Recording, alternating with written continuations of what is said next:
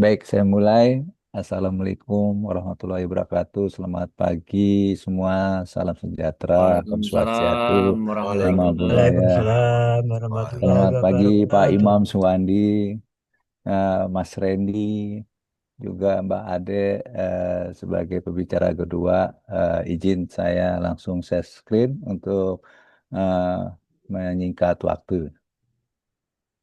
Nanti kalau ada yang bertanya silakan aja mungkin di chat nanti atau dipandu sama Mbak Jian pas tanya jawab. Nun Sewu, apakah sudah terlihat eh, tampilannya? Ya, Ya, sudah. Oke. sudah Pak. Ini kita cukup harus berlari karena waktunya kan sedikit, materinya banyak. Ada 90 set, berarti kalau 1 menit 1 slide aja harus 1,5 jam. Jadi saya lari aja. Tapi insya Allah mudah-mudahan yang penting esensinya dapat. Teman-teman gak usah perlu menyatat. Saya yakin pasti panitia akan membagikan semua materi. Ini slide ini sebenarnya yang saya paling eh, nggak suka ya karena saya termasuk nggak narsis tapi sebagai etika sebagai pembicara itu ternyata wajib menampilkan dan tadi sudah dibacakan sama Mbak Jihan. Jadi saya skip aja. eh, yang paling pertama, untuk belajar neuroscience di Indonesia masih baru, terutama applied neuroscience ya. Aslinya neuroscience itu sebenarnya bagi dua, klinis maupun aplikasinya. Hari ini kita ngomong aplikasinya di pelayanan publik. Berawal dari komunitas Indonesia yang terbentuk tanggal 29 Maret 2015. Jadi legal standingnya jelas, bahkan kami sampai hari ini ada PT-nya namanya PT Indonesia Neuroscience Indonesia. Komunitas ini punya visi misi mungkin dari kegergetan teman-teman ya gemes gitu ya ingin menciptakan Indonesia cerdas berakhlak mulia. Mudah-mudahan terwujud. Tapi kalau dia jangka panjang berarti memang benar visi misi. Kalau cuma setahun 2 tahun bukan visi berarti ya. Mudah-mudahan bisa menuju ke sana. Terus apa sih NLC? Saya sedikit bukan promosi tapi harus menjelaskan Indonesia Learning Center adalah salah satu bisnis unit yang menopang komunitas itu supaya tetap bertumbuh. Sebenarnya kalau ditanya sama seperti teman-teman lainnya, konsultan manajemen dan bisnis lainnya, dan eh, apa pengembangan pribadi, tapi yang membedakan adalah kita selalu mencoba mengadopsi temuan-temuan ilmu neuroscience yang terakhir gitu ya. Nah, topik hari ini sebenarnya Nunsiu ya, sebenarnya ini subtopiknya itu Neuropublic Administration. Ini di jurnal Q1 bisa di search, sudah resmi ya, nama Neuropublic Administration Walker tahun 2026. Jadi bisa di browsing apa di Scopus. Materi saya coba bagi lebih cepat, yaitu pertama, biar bagaimanapun karena menggunakan kata-kata neuroscience, jadi nggak sekedar latah neuro-neuroan, tapi kita harus belajar sedikit pengenalan paling tidak. Terus karena pelayanan itu menurut saya juga eh, pernah punya pengalaman di marketing, jadi service marketing. Jadi mau nggak mau kita belajar marketing sedikit yang berbasiskan neuroscience atau neuromarketing. Terus baru kita agak sedikit mendalami ke public service. Yang kedua, bagian kedua itu terkait dengan bagaimanapun pelayanan itu yang dilayani adalah manusia yang punya otak, yang melayani manusia yang punya otak. Jadi lucu kalau kita nggak ngomong otak. Sama sekarang leadership, kepemimpinan. Ilmu kepemimpinan kalau nggak pakai neuro leadership atau brain based leadership jadi basi karena esensi kepemimpinan itu adalah hubungan antara yang dipimpin sama yang memimpin. Yang dipimpin adalah manusia yang punya otak, yang memimpin juga manusia yang punya otak. Lucu kalau kita nggak ngerti tentang otak manusia gitu ya. Sama dengan bisnis ya, antara provider sama customer ya kan, sama-sama. Bahkan antara orang tua dan anak itu kan hubungan yang antar manusia yang punya masing-masing punya otak. Yang terakhir yang paling penting bagaimana sih memahami masyarakat nih ah, dari lewat kacamata neuroscience. Saya yakin teman-teman justru lebih banyak berpengalaman karena melakukan langsung ya. Kan pendekatan pelayanan itu nggak harus hanya satu disiplin ilmu gitu. Bahkan saya mengharap Nun Sewu nih Pak Imam, Pak Randy, saya juga berharap bisa belajar sama teman-teman di sini yang justru eh, mengalami sendiri ya. Karena biar bagaimanapun katanya pengalaman itu adalah guru yang paling berharga. Jadi seperti gambar di sini, esensinya paling utama adalah otak itu baru lahir tuh ada sekitar 130 miliar diberikan sama Allah. Jadi Allah itu, Tuhan itu nggak main-main menciptakan manusia. Makhluk yang paling sempurna, betul gitu ya. Baru lahir sudah dikasih 130 miliar neurons, neurons atau saraf, yaitu sel otak yang berlistrik. Masih ada nih sel-sel lainnya pendukungnya, ada neuroglia segala macam. Tapi demi efisiensi, dia akan menggugurkan sampai umur 3 tahun, 4 tahun, sampai umur sekarang, sampai nanti kita meninggal, itu dia turun naik antara 86 miliar sampai 100 miliar. Satu sel otak itu bisa berhubungan antara 10.000 sampai 100.000. Bayangin berapa triliun tuh eh, interkoneksi yang bisa. Jadi kecerdasan manusia itu ternyata nggak ada yang batasi gitu loh. Yang batasi itu kita sendiri. Kalau kita bilang kita bodoh, kita nggak bisa ya, kita membatasi diri sendiri. Jadi saya coba cepat aja agenda hari ini memahami konsep dasar neuroscience, memahami perilaku dan emosi, mengembangkan supaya nimbul ya bagaimana berempati, persuasif, pendekatan, membangun pengalaman layanan yang positif dan menerapkan neuroscience. Nah ini yang paling penting paradigm shifting. Jadi alhamdulillah saya sering diperbantukan melatih teman-teman ASN baik dari provinsi maupun daerah gitu ya, dari Kalimantan, dari Papua segala macam. Selalu di awal saya bilang begini, ada pergeseran paradigma gitu ya, yang tajam. Tapi namun nggak semuanya, ada yang cepat, ada yang terlambat ya, agak sedikit terlambat. Today, government is public service provider. Jadi pemerintah hari ini adalah penyedia jasa publik. Cuman banyak yang belum sadar. Jadi hari ini jadi pejabat harusnya minder, bukan bangga apalagi sombong. Karena nun sewu ya, karena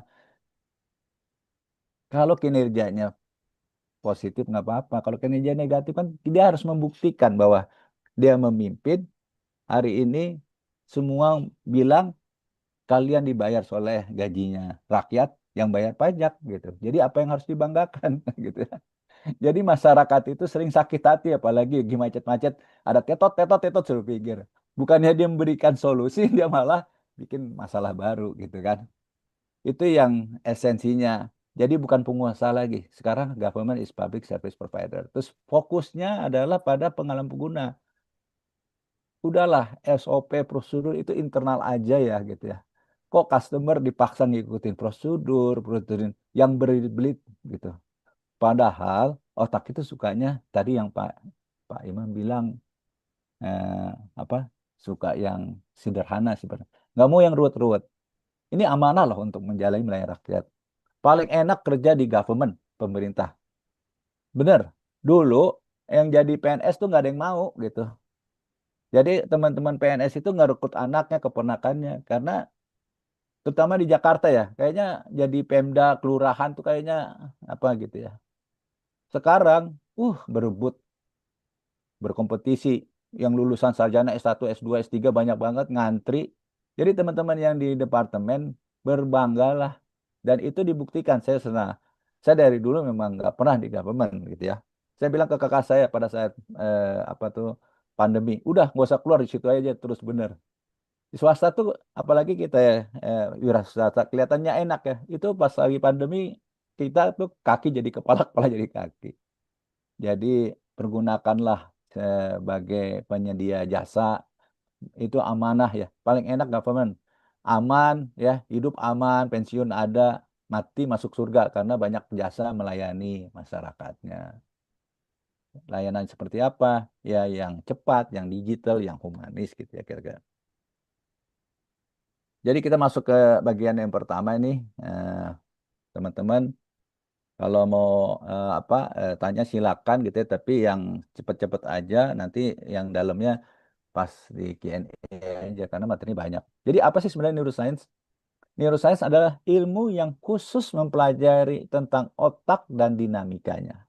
Otak itu merupakan bagian yang sangat kecil bagi kehidupan kita, tapi penting bagian yang terkecil dari otak itu disebut neurons atau sel saraf.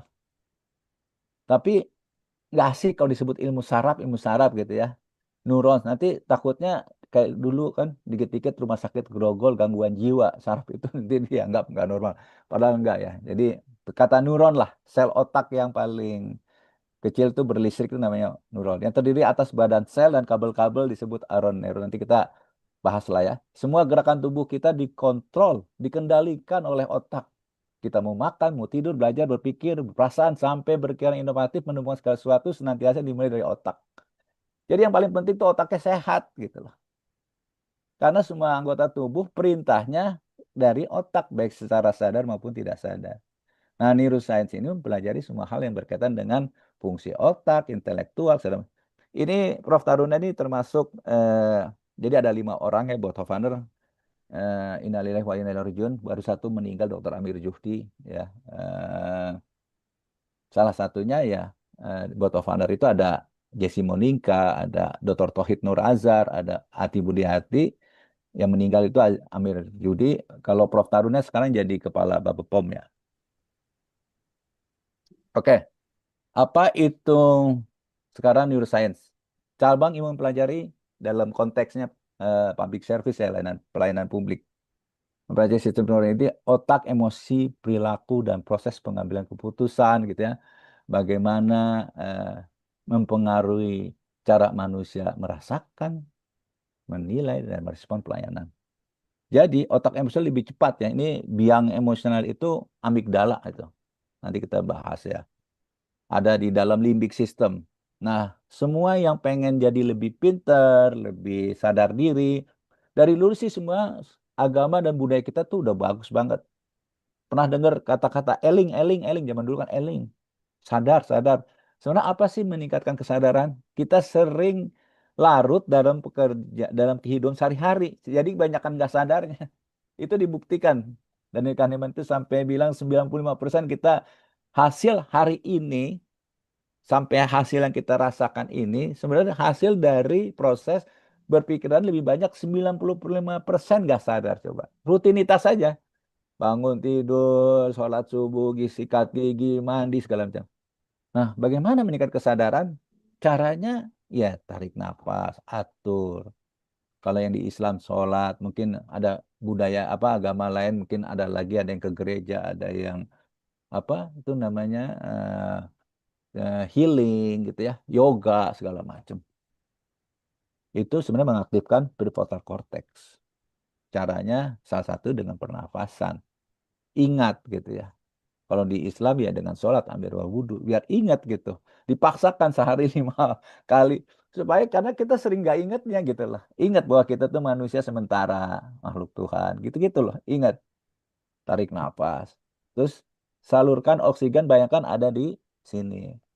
Kalau di Islam maka disuruh sholat, sering grounding karena ini listrik ini yang sebenarnya mengendalikan yang dahsyat kan limbik yang di dalam. Kita nggak ngapain dia jalan terus tuh. Ini saya ngomong, pikiran tetap jalan. Bahkan saya tidur, kita tidur, pikiran tetap jalan. Cuman kalau perempuan sama laki beda tuh. Kalau kita tidur, laki-laki lebih drop. Kalau perempuan agak lebih aktif ya. Perempuan tuh lebih capek berpikir gitu ya. Dia area otak nanti kita bahas. Terus kenangan emosional kuat ya otak mengingat pengalaman emosional jauh lebih lama dibanding tadi kan dibilang tadi sama Bapak dibilang ya di pembuka katanya pengalaman tuh baik yang baik sama yang buruk itu diingat gitu kan.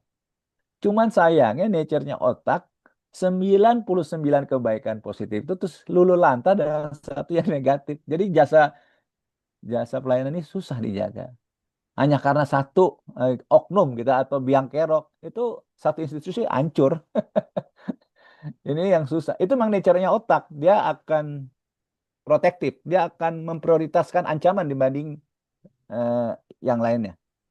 Terus otak sosial selalu aktif. Kalau ngomong social brain, pokoknya ingat aja nanti teman-teman catat ya, MNS, Mirror Neural System. Ini moderator bisa bantu nggak? Ada 5 orang waiting room. Mau di ini muncul tulisannya.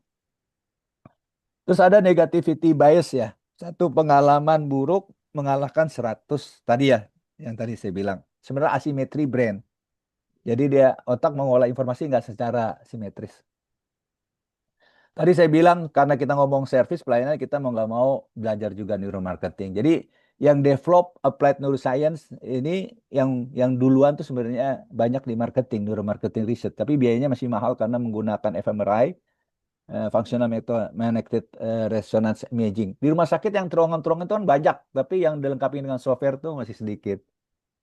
Kalau nggak salah masih rumah sakit Cipto, masih Siloam, Karawaci gitu ya. Hanya beberapa gitu ya.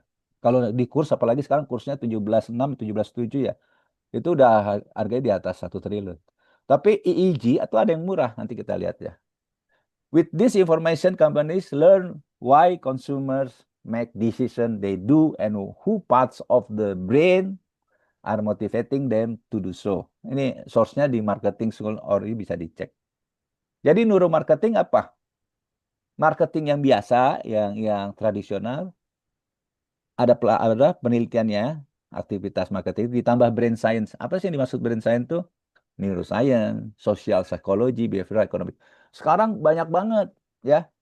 Neuro itu berkembang applied ya, ada neuropsikologi, ada neuropolitics, ada neuromarketing, neuromanagement, eh, economics ya. Teman-teman sudah merasa advance belajar behavioral economics. Sekarang udah ada neuroeconomics. Teman-teman udah senang belajar behavioral finance, behavioral accounting. Padahal sekarang udah ada neurofinance, neuroaccounting lebih advance ya. Ya namanya ilmu kan bertumbuh terus ya. Jadi apa sih bedanya otak dan pikiran? Mungkin teman-teman mau jawab, boleh tulis di chat. Pasti banyak juga susah yang ngebedain antara pikiran dan otak. Kalau saya analogikan, VS brain, VS mind, ya, itu kayak komputer, hardware sama software deh, sama bedanya apa deh, gitu deh. Jadi komputer, ya, bedanya ya, hardware-nya tuh otak, kalau di kita ya, fisiknya gitu. Tidak ada satu program software, dicatat ya, yang bisa merubah hardware, bisa nggak? Kecuali nanti ya, nanti kan ada digital print yang apa, kirim udah mulai mencetak. Tapi nggak ada satu program software yang bisa ngerubah kapasitas IC jadi lebih besar IC-nya, fisiknya lebih besar gitu loh. Apa transistornya, resistornya lebih besar kan nggak ada. Tapi hardware-nya mempengaruhi programnya. Jadi kalau dikasih program yang lebih tinggi, apa hardware-nya nggak dikejar, nggak bisa. Manusia berbeda, bos. Manusia itu hardware-nya otak. Softwarenya tadi yang keluar itu pikiran, bentuknya penglihatan, imajinasi segala macam. Tapi hati-hati dengan pikiran, karena pikiran bisa merubah struktur otak manusia. Karena kita bukan fix mesin, kita organik gitu ya. Nah, nanti pikiran tuh ada yang sadar, nanti ada istilah-istilah lah, unconscious mind, tidak sadar, subconscious, preconscious, non-conscious. Ini yang digali. Kalau conscious aja gampang, bisa dilihat. 2 tambah 3 sama 5, udah debat, tonjok-tonjokan bisa gitu. Tapi ini masalahnya tidak bisa dilihat. Makanya saya juga kecewa. Saya dulu di engineering telecommunication belajar bareng sama Mas Randy. Ternyata lebih susah. Saya jadi network engineer 4 tahun, broadcast engineer lebih dari 15 tahun gitu ya. Jadi direktur teknik ya di GM Teknik. Begitu suruh ngurusin manusia jauh lebih susah ternyata. Saya bilang, ini pembodohan dulu. Siapa sih yang ngasih IPA, IPS, A1 lebih pintar dari A2, A3? Itu kacau banget itu. Ngurusin manusia itu jauh lebih susah. Kalau ngurusin teknologi, sistem 1 rusak, 2 shutdown, tinggal ganti, nyala lagi. Manusia punya tim yang ngeyel. Itu juga SP nggak bisa langsung kita terbit. Kita harus kasih peringatan lisan. Tertulis SP1. SP1 masih Badung, SP2. SP2 masih Badung, SP3. Masa balik lagi SP1? Kan enggak. Terminate. Dipecat. Emang udah selesai masalahnya? Belum tentu. Kita pulang dicegat. Pulang ke rumah dicegat, diajak berantem gimana? Manusia itu susah. Ya, manusia itu adalah makhluk mulia, jadi nggak sembarangan ngurusin manusia. Oke, kenapa sih neuromarketing itu kelebihannya apa? Mengetahui mempelajari, memahami, mengimplementasi ilmu neuromarketing, mengaplikasikan rekam strategi pasaran jadi lebih efektif. Ini manajemen di tempat kampus dimanapun diskusi, saya merubah tuh. Saya nggak, ini rusak negara kita, dunia rusak tuh karena manajemen selalu ngomongnya efektif dan efisien. Padahal satu lagi kurang. Jadi manajer kalau orang suruh mimpin perusahaan gitu ya, kasih bisnis plan ya. Kalau dia mencapai target itu baru baru level pertama, berarti dia efektif. Tahun depan targetnya sama, belum enggak pasti dinaikin kan. Untuk naikin berarti revenue-nya harus digenjot, profitnya digenjot, cost-nya ditekan kan. Berarti harus efisien. Itu level 2. Ternyata banyak yang biasa tercapai efektif dan efisien, tapi akhirnya masuk penjara, korupsi, bahkan banyak yang nggak etis. Makanya saya lebih suka bukan 2E, tapi 3E. Efektif, efisien, dan etis. Catat tuh ya. Aktif beradaptasi terhadap perubahan lingkungan bisnis tuh ya. Dengan neuromarketing, mempelajari neuromarketing secara benar, tidak keliru. Bagaimana dengan pelayanan publik? Penting nggak neuroscience? Penting banget. Ya tadi, yang dilaginya nih manusia. Manusianya punya otak. Perilaku dan otaknya beda-beda. Tapi lupa Pak, kami yang melayani juga manusia. Iya betul. Manusianya juga beda-beda. Iya. Di marketing itu kita rekrut dulu eh, tipenya macam-macam. Nggak harus dari bidang tertentu. Karena ketemu kliennya juga macam-macam. Siapa tahu yang ini jauh-jauh sama yang itu. Jadi bisa membantu memahami ya bagaimana eh, merasakan ya, berpikir, menjelaskan mengapa, mengapa emosi itu sangat mempengaruhi kepuasan dan kepercayaan publik. Tadi ya prestasinya udah 99 tapi satu cacat gugur tuh semua kan. Susah nih membangun trust ya, membantu petugas mengelola komunikasi secara lebih empatik, lebih humanis. Jadi kalau ada anak Badung ya dari kecil Badung itu jangan dilarang langsung begitu ya. Tarik dulu nggak apa-apa, kasih aja binatang di rumah tuh, peliharaan. Dia belajar di situ. Karena neuron system tadi MNS, binatang itu mamalia tuh brain aktif juga. Korban-korbannya ya senegatif-negatif paling binatangnya mati gitu ya. Tapi dia bonding terus belajar emosinya. Nanti kalau sudah dia bisa menyayangi binatang, pelan-pelan baru dijemplungin lagi ke masyarakat. Itu bagaimana kita apa ya membangun empati, social brain, mengurangi konflik, meningkatkan pengalaman pengusaha layanan, membantu merancang layanan digital, mendukung pelayanan publik, memperkuat kepercayaan nih, trust nih yang paling utama nih. Kalau antara provider dan customer sudah nggak ada trust, itu hubungan bisnis udah putus aja, ganti provider lain atau ganti customer lain gitu kan.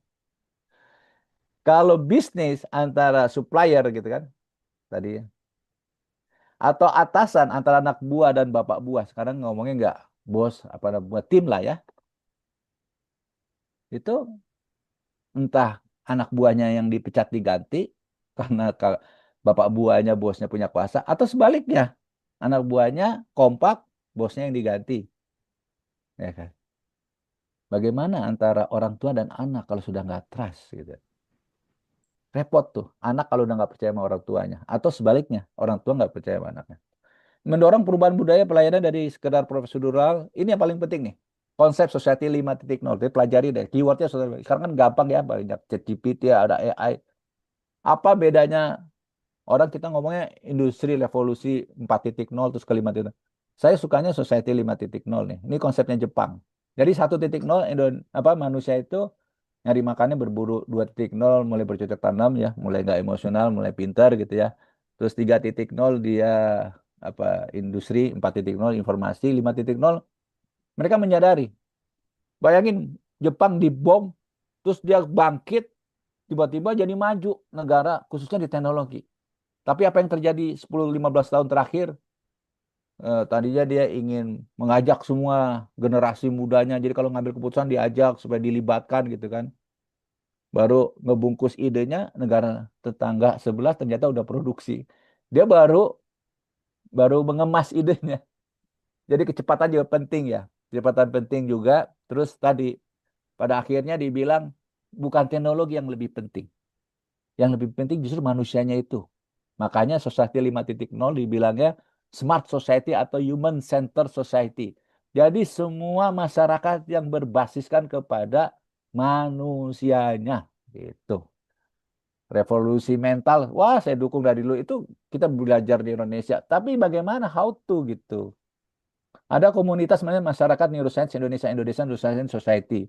Tapi saya nggak boleh masuk karena saya backgroundnya teknik. Yang boleh join di situ hanya teman-teman psikologi, teman-teman neuroscience dan kedokteran. Kalau ini penting buat bangsa, ngapain eksklusif? Kita ledakkan aja nih Indonesia, semua orang bisa join. Cuman satu syarat yang nggak boleh, yaitu kalau dia bukan warga negara Indonesia. Sorry ya, mohon maaf. Teman-teman asing, saya nggak izinkan dulu. Kemarin ada dari Jerman segala macam tuh. Nah, pernah. Kita, Indonesia cerdas berakhlak mulia, perjalanan jauh tuh.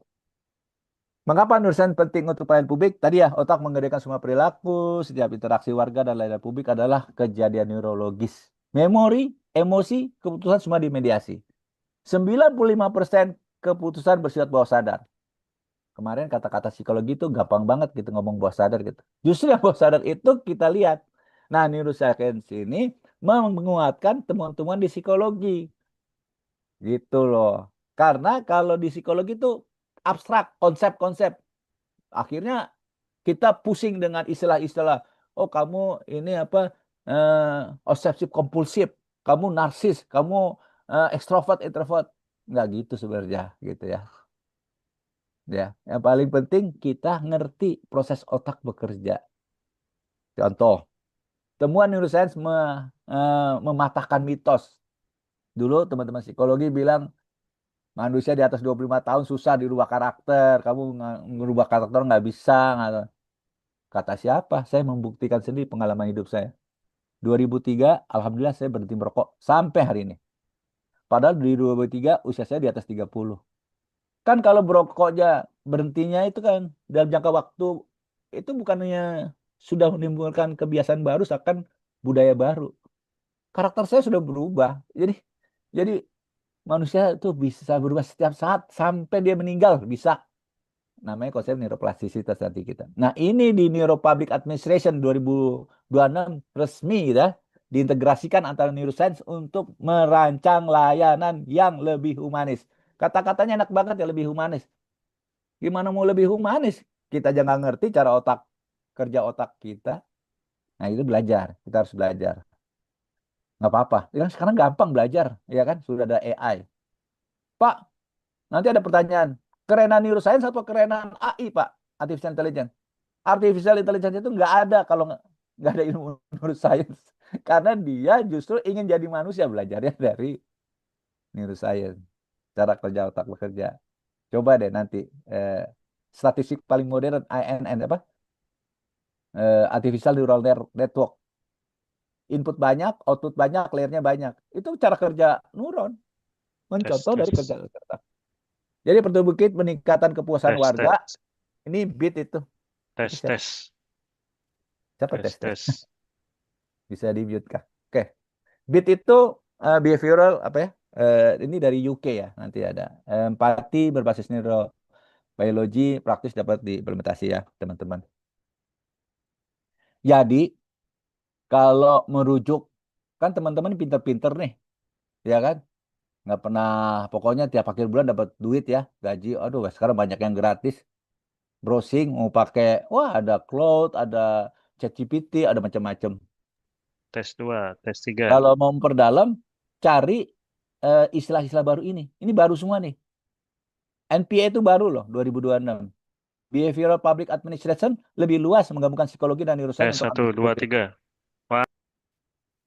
Sopo sing tes. Oh alah. Neuroscience, governance, public policy, applied neuroscience for government ya. Ini ini istilah-istilah yang akan baru akan ke depan akan jauh maju. Jadi mendalami teman-teman silakan ya kan. Masa mau jadi pegawai terus kan someday juga harus pensiun kan. Jadi siapkan belajar. Otak sebagai apa tuh penggerak perilaku. Ini NPA tadi ya, Neuro Public Administration tadi ya. Kalau jual sistem pengambil keputusan sistem satu sistem 2 tuh Daniel Kahneman. Bias kognitif atau cognitive bias itu dalam administrasi publik namanya BPA ya, Behavioral Public Administration. Itu ngomongin loss aversion, status quo gitu ya. Emosi, kepercayaan, interaksi warga pemerintah. Neuroplasticity ini yang paling penting nih. Dan hidup keluarga. Tadi loh, nggak bisa lagi. Manusia itu bisa berubah terus gitu ya. Nggak bisa difikskan. Semua orang punya kesempatan menjadi pintar. Karena dikasih modal sama Allah sama Tuhan yang sama 86 miliar sampai 100 miliar sel otak yang masing-masing sel otak bisa berhubungan lebih sampai 10.000 sampai 100.000. Apa enggak triliunan? Ya, itu kalau tarik garis lurus, panjangnya melebihi galaksi lewat itu. 5 bidang aplikasi. Oh ya, ini juga NATS sebagai instrumen layanan publik. Jadi teman-teman di sini mungkin bisa angkat tangan kali yang usianya di bawah 30 tahun. Boleh kasih apa kan react ya. Kita lihat banyak nggak?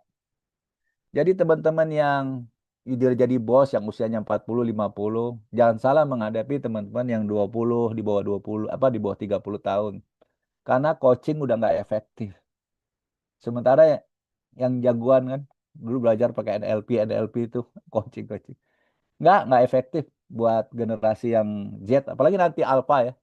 Berarti generasi Zoom atau generasi apa kita bilang? Generasi pandemi, COVID, Corona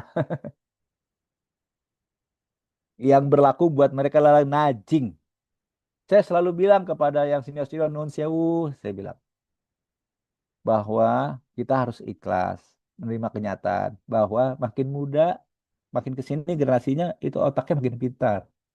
Karena environmentnya mempus. Bayangin 3 tahun, 4 tahun udah pegang gadget, udah punya akun Instagram segala macam, udah bisa bikin video segala macam. 4 tahun, 5 tahun loh. Kita dulu, aduh, SMP aja masih gagap, SMA. Nah, ya karena teknologinya kan belum support, masih pakai dial-up modem segala macam gitu ya. Pertama itu. Terus kata yang senior, tapi kan kita punya wisdom, punya bijak, karena jam terbang kita lebih tinggi segala macam. Mereka pinter tapi nggak bijak, tapi nggak sopan, nggak ngerti gini-gini. Bener, kekurangan generasi muda itu gitu loh. Tapi hati-hati dengan kata wisdom. Kan kalau di sistem informasi itu paling pertama kan noise ya, naik level lagi data. Bedanya noise sama data apa sih? Kalau data udah pasti benar tuh informasi. Maksudnya nilainya udah benar. Kalau noise itu ada yang benar, ada yang nggak benar. Kalau ngegosip tuh kayak noise. Di dalam gosip itu ada yang benar, ada yang nggak benar. Tapi kalau udah benar data. Bedanya naik lagi levelnya informasi. Bedanya apa? Data kalau buat Pak Randy dibutuhkan untuk mengambil keputusan itu namanya informasi. Buat saya data itu nggak jadi informasi. Tapi buat beliau jadi informasi. Jadi informasi adalah data yang diperlukan dia untuk ngambil keputusan. Naik lagi namanya knowledge. Jadi informasi-informasi itu ini file-file ini di apa dikumpulin nanti dicari segala macam jadi buku pengetahuan kan. Ada naik lagi paling atas wisdom. Tapi knowledge without experience nggak bisa dapat wisdom, nggak bisa dapat kebijaksanaan tuh nggak bisa. Tapi saya ingatkan kepada teman-teman senior, nun sewu Pak, tapi wisdom juga hati-hati karena wisdom wisdomnya kita itu belum tentu cocok juga buat masa generasi yang baru ini karena alamnya beda. Contoh, orang tua saya rumahnya besar, orang tua kita ruang yang sumuran sama saya orang tua kita ya dulu. Lumrah karena orangnya masih sedikit, tanahnya masih banyak. Terus kita terinspirasi, pengen punya rumah, nyicil, ya kan? Nyicil-nyicil, alhamdulillah lunas gitu. Generasi sekarang ngapain nyicil beli rumah? Capek-capek tuh generasi yang tua tuh yang bikin kita jadi macet. Semua nyicil, nyicilnya kan di Jakarta pinggiran. Jangan Jakarta pinggiran ya. Kita bilang Jabodetabek, Tangerang, Bekasi. Pagi-pagi rame-rame ke pusat, balik. Terus katanya generasi muda, itu kesalahan mereka tuh. Kita di apartemen aja yang dekat kantor cari. Gitu. Apartemennya beli? Enggak. Nyicil? Enggak juga. Nyewa aja. Terus duitnya apa? Buat jalan-jalan. Jalan-jalan sih bagus juga memintarkan otak. Bukan hanya cuma narsis ya, apa istilahnya tuh flexing, flexing di enggak, tapi untuk kesehatan otak bagus juga. Ya nggak salah juga, nggak apa juga. Daripada punya rumah besar, pensiun nggak punya duit, bobrok hancur gitu. Kan rumah perlu maintenance juga. Isinya jin-jin aja. Rumahnya jadi angker. Mendingan bermanfaat bagi banyak orang. Karena hidup paling mulia itu adalah hidup yang bermanfaat bagi banyak orang. Kan gitu. Karena kita mati, eh, amal ibadahnya insya Allah nyambung terus. Ada 5 bidang aplikasi pada. Oh ya, tadi saya jelaskan sedikit ya, teman-teman. Nanti apa sih nudging tuh? Nudge tuh. Jadi anak-anak sekarang kalau diberi kerjaan, mohon maaf ya, yang 20 tahunan, itu jangan terlalu detail ngebriefnya. Pak Bambang cerewet banget katanya. Kan ada semua di gadget juga ada, cari informasi juga ada. Jadi kalau ngebrief mereka, kasih yang gede-gede aja. Terus pastikan ada yang kamu tanyakan nggak gitu. Jelas nggak gitu. Kalau udah jelas, ya udah biarkan mereka bekerja. Jangan didampingi. Kalau coaching didampingi. Kalau mereka didampingi terus bubar, dia resign, terancam. Otak nggak suka ancaman. Jadi gimana Pak? Ya kita lihat dari jauh aja. Saya sih variabelnya megangnya cuma dua. Pertama, selama dia nggak keluar dari koridor yang udah kita sepakatin, ya udah bagus. Sama speednya kalau dia melambat. Selama dia kalau dia keluar dari koridor atau speednya melambat, kita nudge itu. Ingat Arjuna tuh kukunya panjang tuh nudge. Jadi kita tegurnya, kita ingatkannya pada saat kalau dia keluar dari koridor sama kalau dia speednya melambat itu aja. Tapi kalau sedikit-sedikit dikoreksi, Pak Bambang cerewet, gak asing nih kerja sama Pak Bambang. Katanya. Ada bos lain gak sih? Gitu. Ah, saya pindah aja. Gitu. Saya bilang, nggak apa-apa kutu loncat, tapi kutu loncat itu ya Mbok ya minimal 1 tahun deh. Kalau kerja 2 bulan, 3 bulan, apa yang mau dievaluasi? Lama-lama juga penerima ini juga ngeri juga ngeliat CV orang ini pindah-pindah terus nggak punya loyalitas. Ntar juga kerja tempat saya juga pindah lagi, ngapain gitu kan. Terus harus dipikirin. Tapi prinsip mereka juga nggak berubah. Kalau zaman saya, apa sih nunggu pensiun, waktu pensiun gitu kan. Jadi pensiun 65, 55, kita percepat, kita pensiun duluan aja, 40 kita bikin usaha bisa. Yang ke sini baru kerja setahun 2 tahun udah keluar. Ngapain gitu kan? Kerja kayak orang benar. Pak, orang-orang itu bilang, saya ini udah kerja 30 tahun di industri gini-gini. Pengalamannya banyak. Terus saya hanya ingatkan, bedakan antara pengalaman sama penderitaan. Mohon maaf ya, saya nggak menyinggung nih. Pengalaman itu kalau kerjanya dulu dari bawah, naik jadi supervisor, naik terus jadi leader, dari superintendent, jadi manajer, jadi GM, dari asisten director, director, ya, kan? Jadi dirut, jadi komisaris, bikin usaha sendiri, itu baru pengalaman, ya. Kalau di posisi yang sama berpuluh tahun itu dari penderitaan. Kerjanya pasti udah nggak ikhlas, nungguin akhir bulan gajian, minggu pertama, minggu kedua habis buat bayar cicilan, gitu terus jadi rutinitas. Kerjanya rajin pagi, tapi udah nggak efektif buat perusahaan atau buat institusi. Jadi gitu ya, nudging. Jangan coaching. Coaching berlaku untuk milenial aja lah. Buat Mas Randy masih berlaku tuh. Nudging nggak berlaku buat anak muda. 5 bidang aplikasi pada kebijakan publik. Pertama, kebijakan komunikasi informasi publik, hubungan internasional, kebijakan mikroekonomi, kebijakan lingkungan, kebijakan promosi masyarakat ini. Jadi nusain sebagai langkah lanjut dari behavioral public administration. Makanya tadi ada NPA setelah BPA, yaitu Neuro Public Administration. Teman-teman pasti punya, ini kok ada gitu. Ah, maaf, sharing. Oke. Eh, saya balik lagi ya.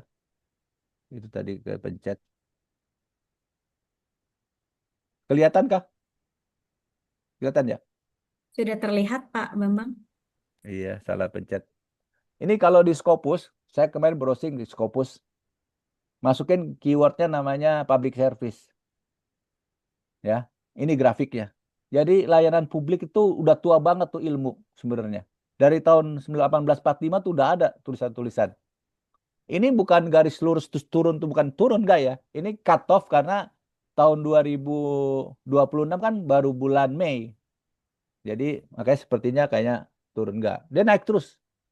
Sekarang lebih dari 4.000 artikel dokumen.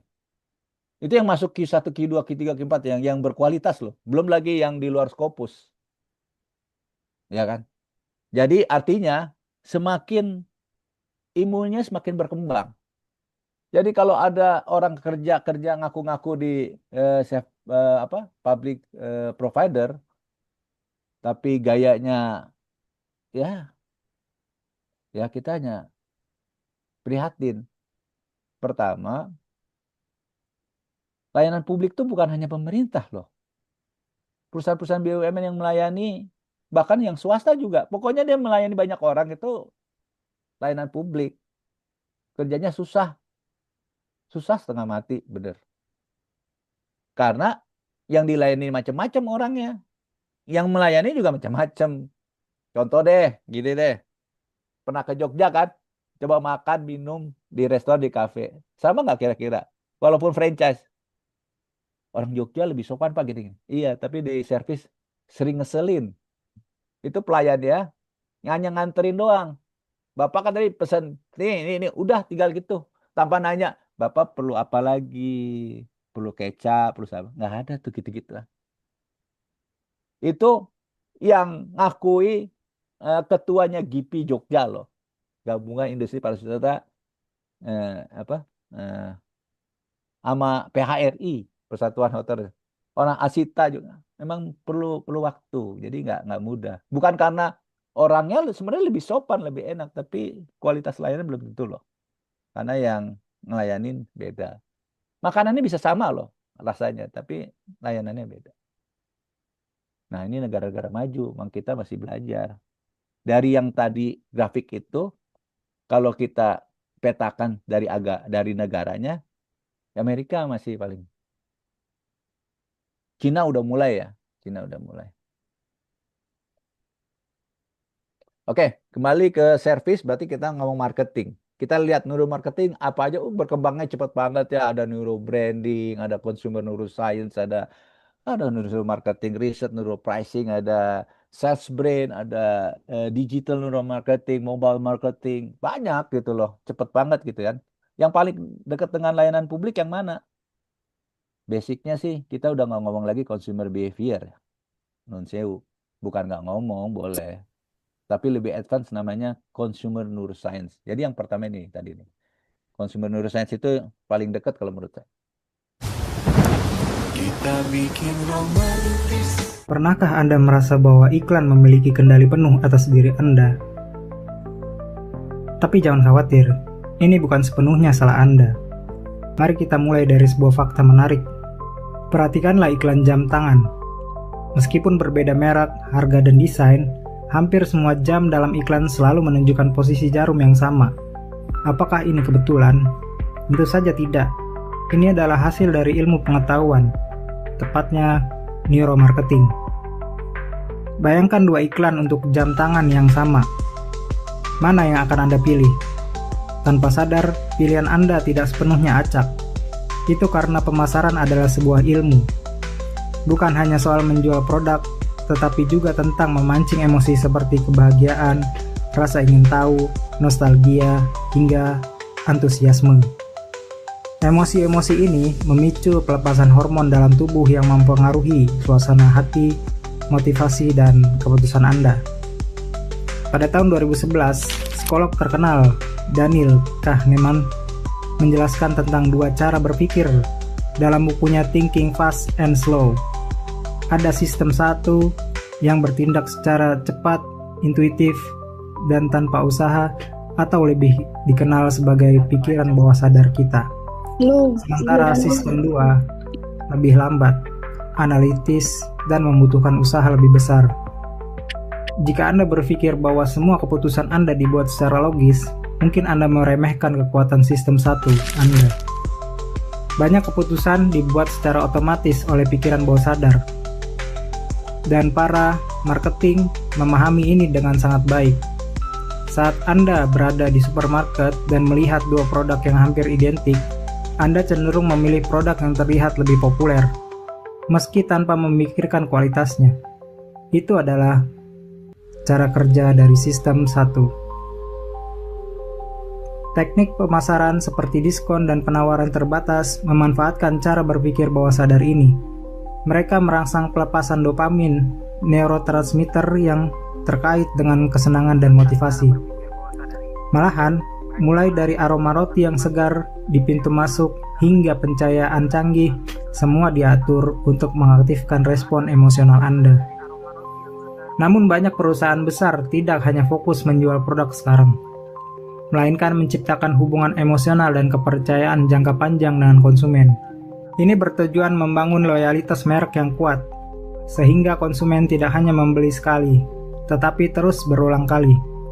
Akhirnya konsumen akan mengidentifikasi diri mereka dengan merek tersebut, dan bahkan secara tidak sadar mengubah perilaku, gaya hidup, dan kebiasaan mereka sesuai dengan merek tersebut. Namun neuromarketing modern membawa pendekatan baru yang lebih canggih. Di awal tahun 2000-an, para peneliti mulai mempelajari bagaimana fisiologi manusia mempengaruhi preferensi konsumen. Dengan menggunakan teknologi MRI dan EEG, mereka mulai mengamati bagaimana otak manusia merespon produk tertentu. Data ini menjadi dasar bagi kampanye marketing yang lebih efektif. Salah satu contoh sukses adalah kolaborasi Taco Bell dengan Frito-Lay pada tahun 2012 untuk menciptakan Doritos Locos Tacos. Dengan memanfaatkan neuromarketing, mereka mempelajari respon emosional konsumen terhadap produk ini menggunakan teknologi pemindai otak, dan hasilnya penjualan melonjak dan produk tersebut menghasilkan lebih dari 100 juta dolar dalam hanya 10 minggu. Selain itu, teknologi seperti eye tracking memungkinkan marketer melacak pergerakan mata konsumen, memberikan informasi tentang bagaimana mereka bereaksi terhadap iklan, desain kemasan, atau situs web. Dengan semakin berkembangnya teknologi, semakin banyak alat baru yang digunakan untuk memahami preferensi konsumen. Namun pada akhirnya, kita tetap akan memilih produk yang membuat kita senang dan bahagia. Jadi, saat Anda membeli sesuatu, pastikan itu benar-benar apa yang Anda inginkan, bukan hanya apa yang diinginkan oleh sistem satu Anda, dan juga pasti berkolerasi dengan keinginan para pemasar. Terima kasih telah menonton, dan sampai jumpa di konten-konten selanjutnya. Jadi mungkin nanti ke depannya akan banyak juga video tentang langsung implementasi di layanan publik. Kita masuk ke bagian kedua ya. Jadi teman-teman tuh kalau workshop saya selalu berdiri, minta berdiri, mereka sambil gerak biar cepat masuk dalam kepala. Jadi kita secara fisik ada frontal lobe depan nih, ada parietal lobe nih. Ini ada jalur yang merah depan ini. Jadi yang merah itu ngadap ke depan, yang belakang ini yang sini kan. Nah, ini inputnya tuh ada di belakang, output tuh pasti di depan, ya kan. Jadi yang garis kuning, yang ini sebagai input, output motorik tuh yang merah. Parietal lobe itu jadi input output tuh ke sana terminalnya. Occipital ini sama kayak infocus, nembak ke sini kan gambarnya ada di dinding. Nah, kalau kita informasinya masuk dari mata, tapi gambarnya ada di belakang. Jadi kalau dipukul belakang gelap tuh, layar kita mati. Gitu. Dipukul lagi lebih dalamnya masuk ke brainstem, ada namanya medula oblongata. Itu kita bisa. Kalau cerebellum ini kan dia keseimbangan. Jadi kalau dipukulnya kuat, selain gelap mata kita, ntar kita jatuh, seimbang. Kalau kuat lagi nanti di batang otak tuh ada namanya medula oblongata. Medula oblongata itu kayak titik saklar. Begitu dipencet itu, kita pindah dimensi alias meninggal. Jadi memastikan dokter kalau kita meninggal kan ada bikin surat kematian tuh dari dokter tuh. Maksimum 4 jam lah, ya kan? Lihat dari medula oblongata ya. Temporal lobe tuh kiri kanan, itu yang lebih banyak ke social brain. Tapi kita nggak perlu jadi dokter ya. Pertama, novelty. Jadi otak memang menyukai hal yang baru. Tapi lucunya kalau terlalu baru juga stres. Jadi dia suka sesuatu yang dikenal. Makanya dia suka yang prediktif. Yang bisa diprediksi. Kalau nggak bisa diprediksi pusing. Pak, saya kerja gini-gini aja Pak. Jadi apa Pak? Tahun depan apa? Nggak punya plan. Saya keluar stres saya Pak. Kerja di sini, kerja terus disuruh. Ya kan? Kerjanya nambah, gajinya nambah. Tambah ini. Cuman gajinya tetap satu katanya. Feedback ya. Otak suka feedback. Kita ke kantor lupa ketinggalan handphone, udah panik banget gitu, setengah mati, udah nggak kayak dulu ketinggalan dompet melebihi ini, ya kan. karena semuanya ada di gadget. Tapi ternyata tadi pagi habis posting gitu kan. Terus ketinggalan handphone. Wah, udah cemas gitu kan. Jadi pas pulang jam 3 jam 4 pulang buru-buru pegang handphone. Terus dia cek. Ya, postingan saya dari tadi nggak ada yang respon. Nggak ada yang lope-lope. Nggak ada yang respon. Stres karena nggak ada feedback. Tapi kalau ada feedback, feedbacknya kritik, marah juga. Maunya feedback. Jadi manusia itu lucunya, dia nggak dikasih feedback marah, tapi dikasih feedback yang negatif marah. Maunya feedback yang positif.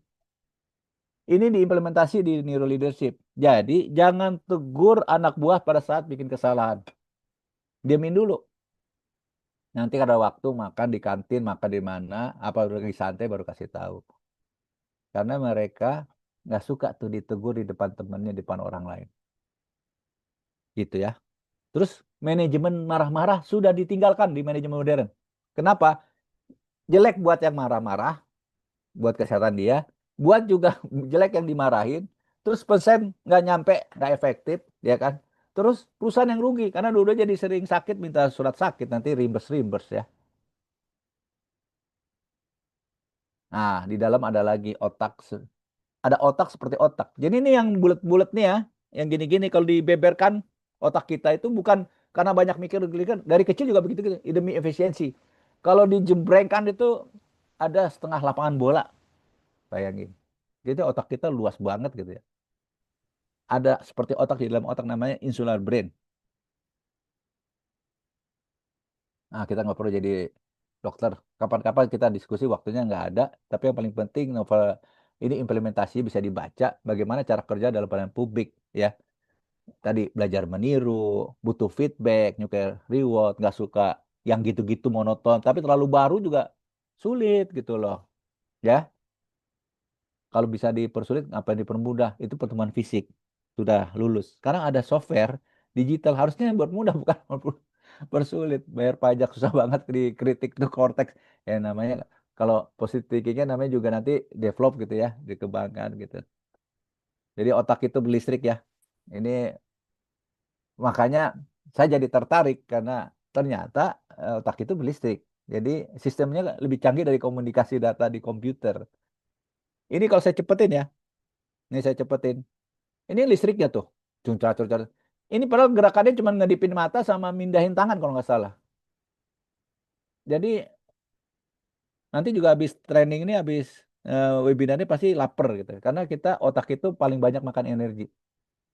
Kalau teman-teman yang beratnya 60 kilo, 70 kilo, saya bisa prediksi otaknya paling sekitar 1,3, 1,4 kilo gitu. Kan cuma berapa persen ya. Tapi makan energi bisa 80% loh.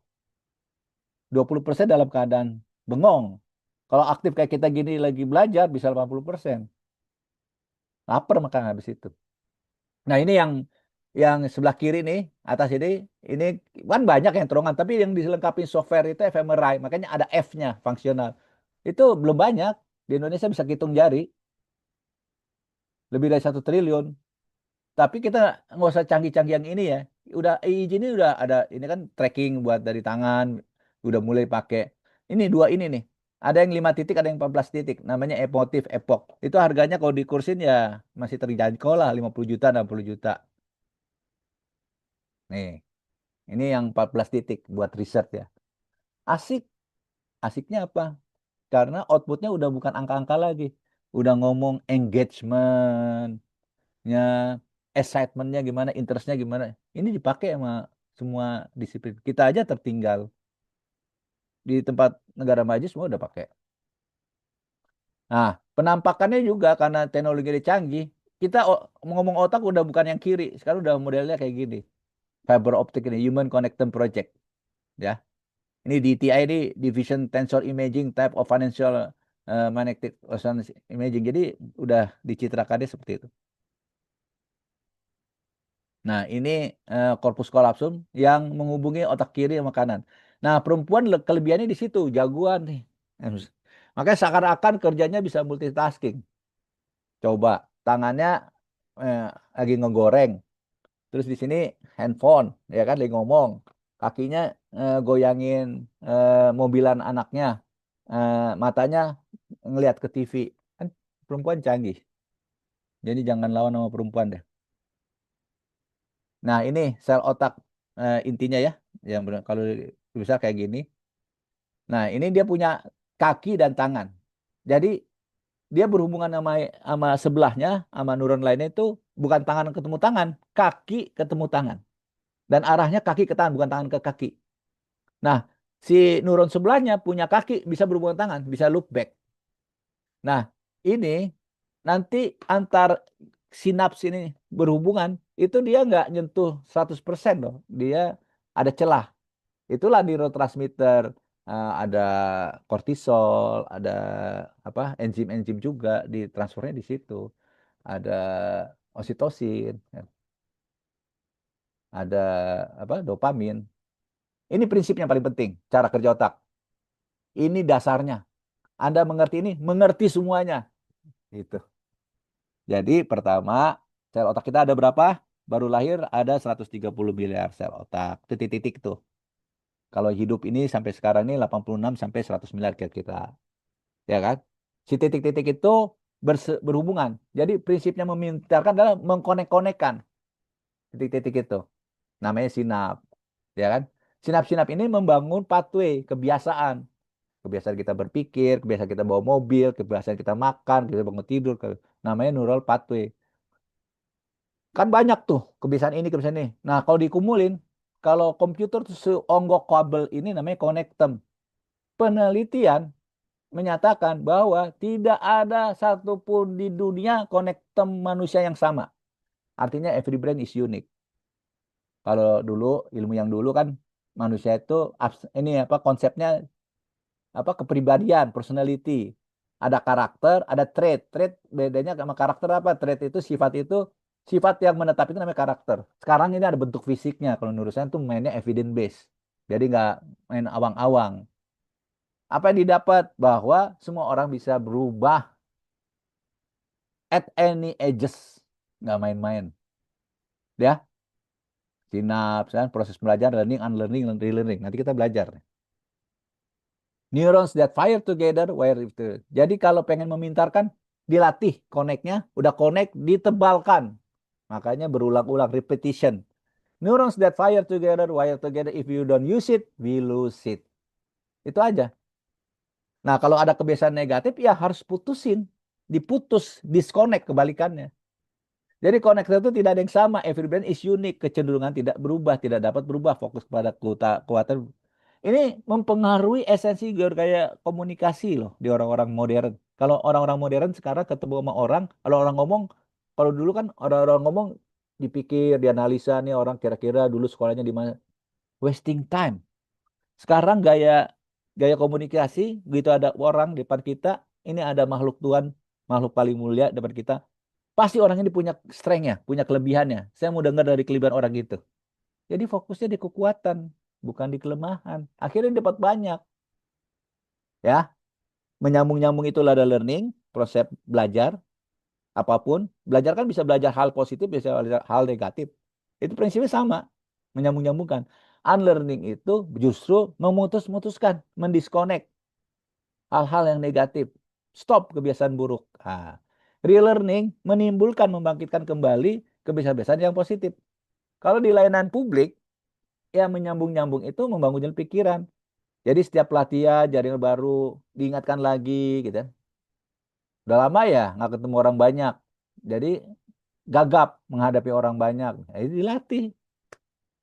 Kalau unlearning memutuskan, ya, membuang pola pelayanan buruk, proses aktif. Kalau relearning, dia mengaktifkan kembali neuropathway kebiasaan yang positif. Dikonek dengan nilai-nilai pelayanan prima, pembaruan mindset pelayanan publik, berlaku sebenarnya.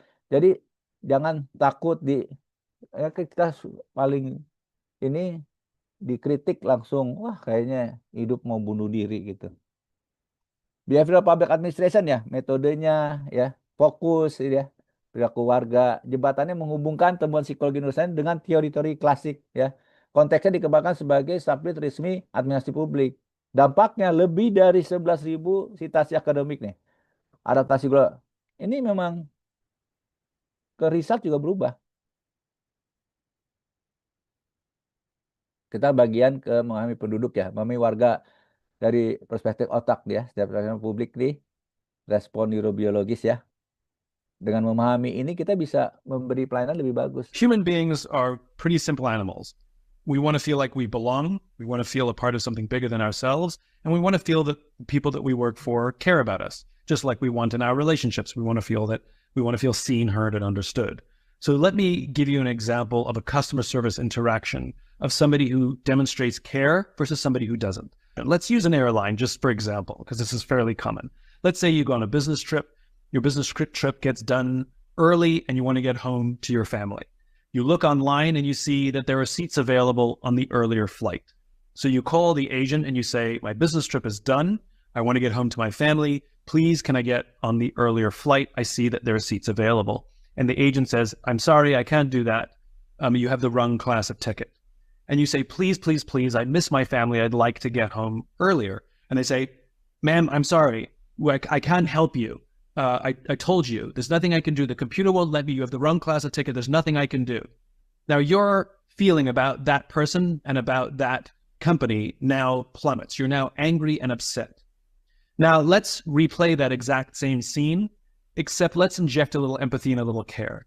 You call the agent. You say, I'm done early. I'd like to come home on the earlier flight. Can you please help me? And the agent says, okay, here's the problem. You have the wrong class of ticket, and no matter what I do, the computer won't let you get on the earlier flight. Let me try something. Hold on. I want to get you home to your family. Click, click, click, click, click. No, that didn't work. Or let me try something else. Hold on. Click, click, click. Okay, hold on 1 second. I really want to get you home to your family. Let me talk to my manager and see if there's some sort of way we can get the computer to allow this to happen. Hold on 1 second. They come back and say, I just talked to my manager. It's so frustrating. There's nothing we can do. I am so, so sorry. Now, the outcome was the same. You did not get what you wanted. But in one example, you feel like they care, and the example, you don't. And in one example, you feel badly about the company. In the other example, you feel good about the company. Jadi saya kata aja ya, intinya hasilnya sama, tetap nggak bisa gitu pindah ke kelasnya. Tapi cara penyampaiannya beda. Beda orang. Merasa dihargai, merasa itu publik sebenarnya sederhana kok. Sebenarnya dia nggak punya tuntutan banyak layanan. Yang penting dia dihargai, direspon. Apalagi paradigma masyarakat hari ini udah, lu tuh di government, di pemerintah, lu jongosnya kita, lu harus melayani.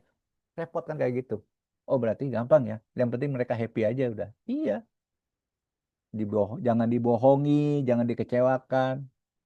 Lebih enak dibilang, Bapak ini kita, Bapak 16 menit lagi atau 2 jam lagi. Lebih senang dibilang gitu dibanding didiemin aja. Jadi bagaimana? Ini waktunya kan udah 10:30, mau saya habisi langsung atau berhenti nih? Saya kembalikan ke moderator nih. Kalau mau habisin saya cepetin, saya perlu waktu 15 menit aja untuk Boleh dilanjut, Pak.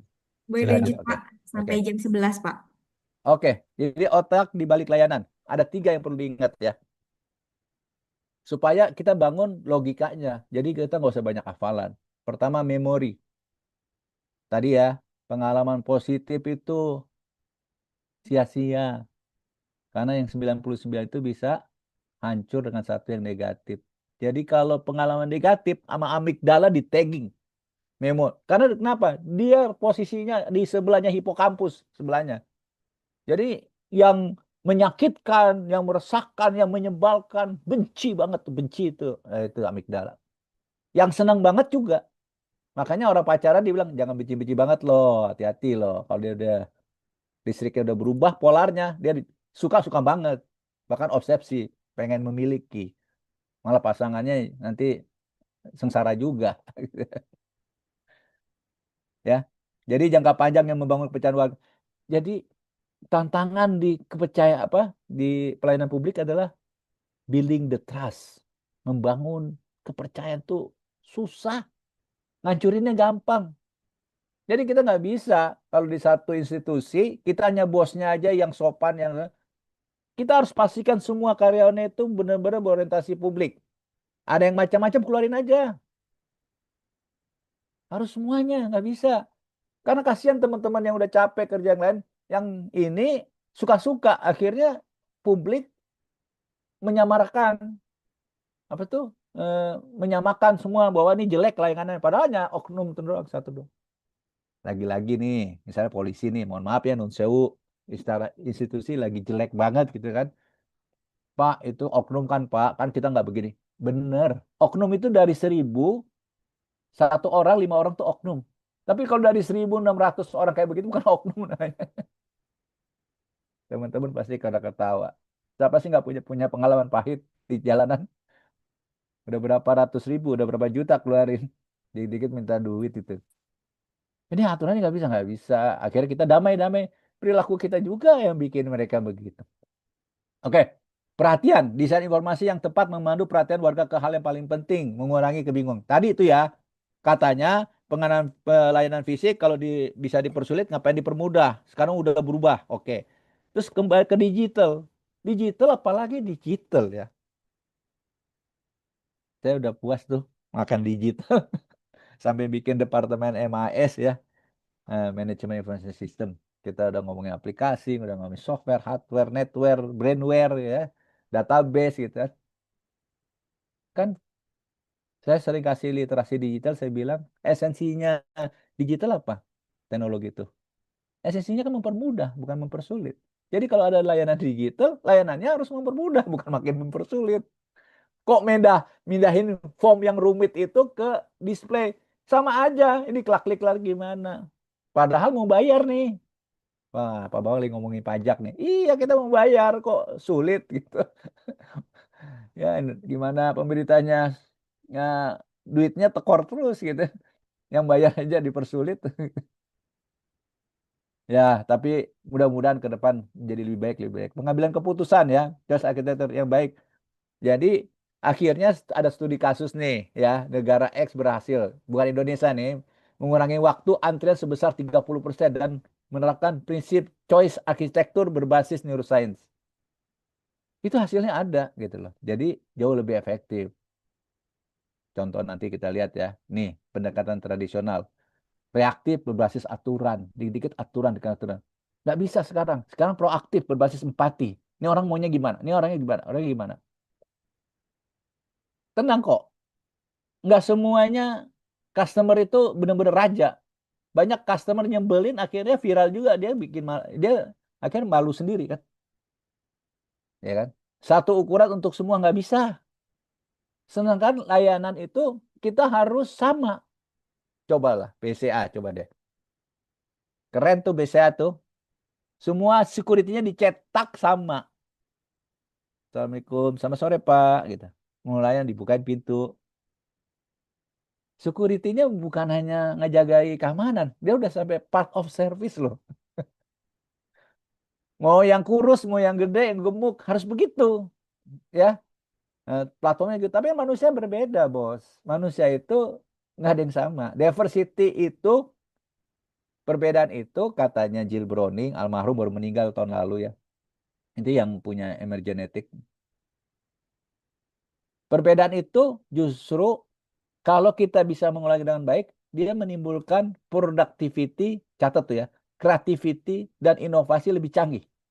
Dia akan memunculkan. Tapi kalau kita nggak mengolah dengan baik, itu berujung ke hancuran, bahkan bubar. Jadi sebenarnya memanfaatkan keberagaman itu. Ini jadi timnya punya yang aneh-aneh, justru melengkapi itu gitu. Tapi kita punya standar platform kualitas layanan yang memang harus ada standarnya, nggak bisa suka-suka dengan sementara yang dilayani juga macam-macam, apalagi publik, capek gitu ya. Mereka akan protes yang negatifnya, selama yang positif kan jarang. Ada sih yang muja sekali-sekali, tapi jarang ngomongin.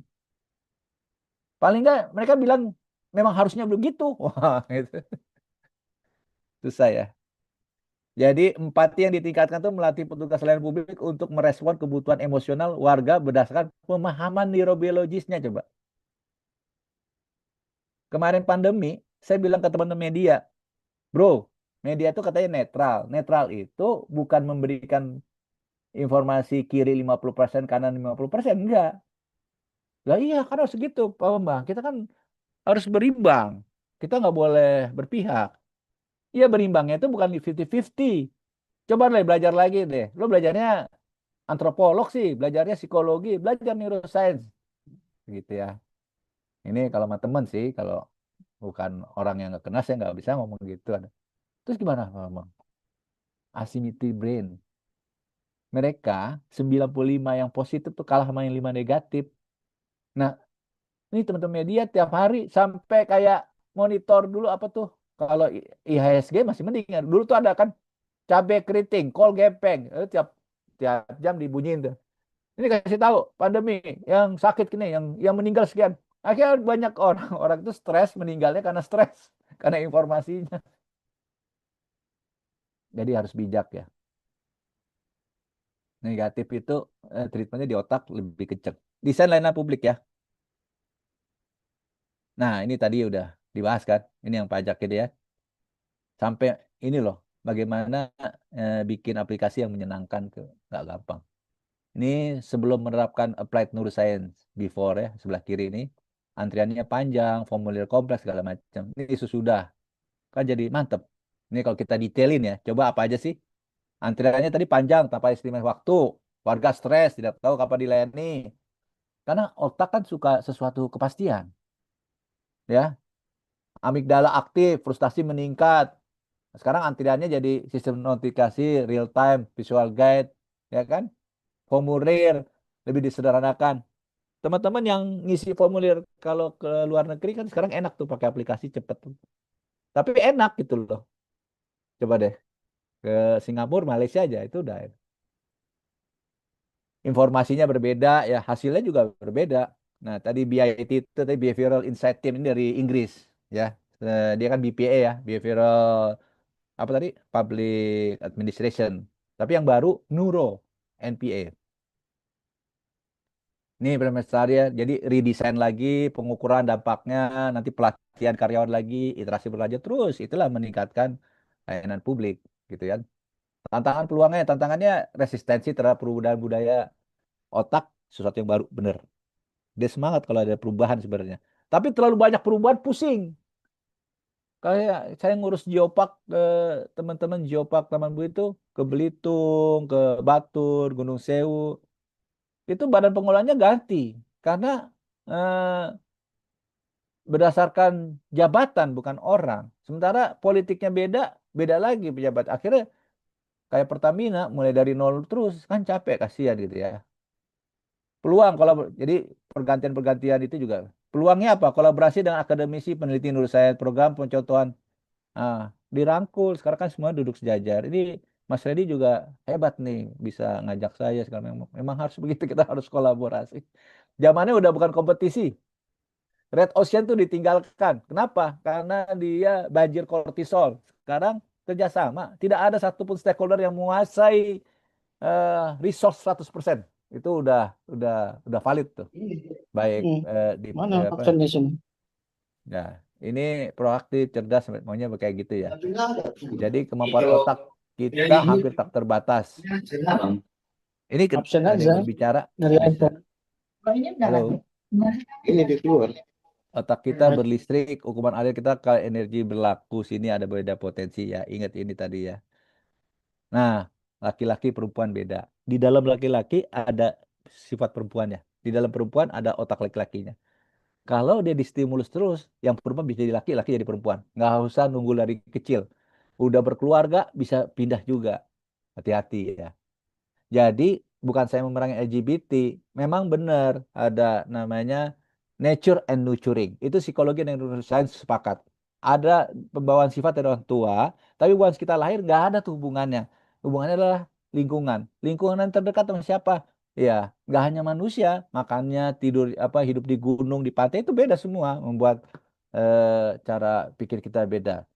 Ya, perempuan tuh hebatnya korpus kolapsum tadi jembatan hemisfer kiri kanannya lebih besar bandwidthnya dibanding laki-laki. Jadi perempuan sekarang lagi laris jadi pemimpin karena dia bisa mikirin semuanya tuh, ya produksinya gimana, packagingnya gimana, pricingnya gimana, distribusinya gimana, gitu kan, keuangannya gimana, dia holistik sih ada.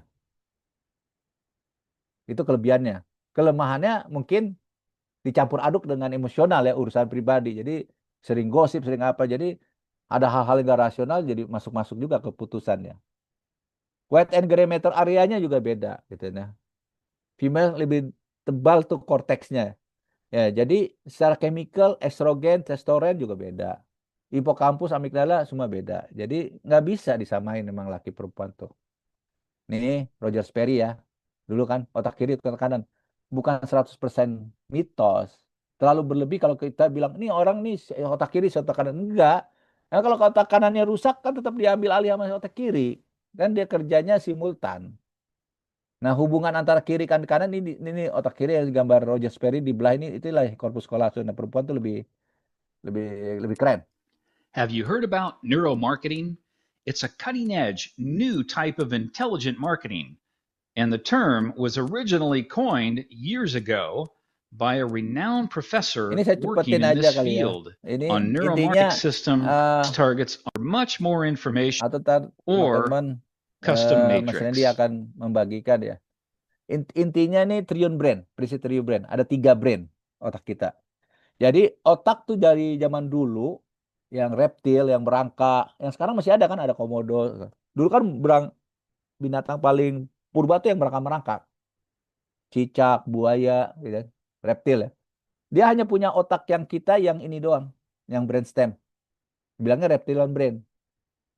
Kerjanya cuman survival, ya, flight or dilawan atau dilawan gitu kan. Survival brain.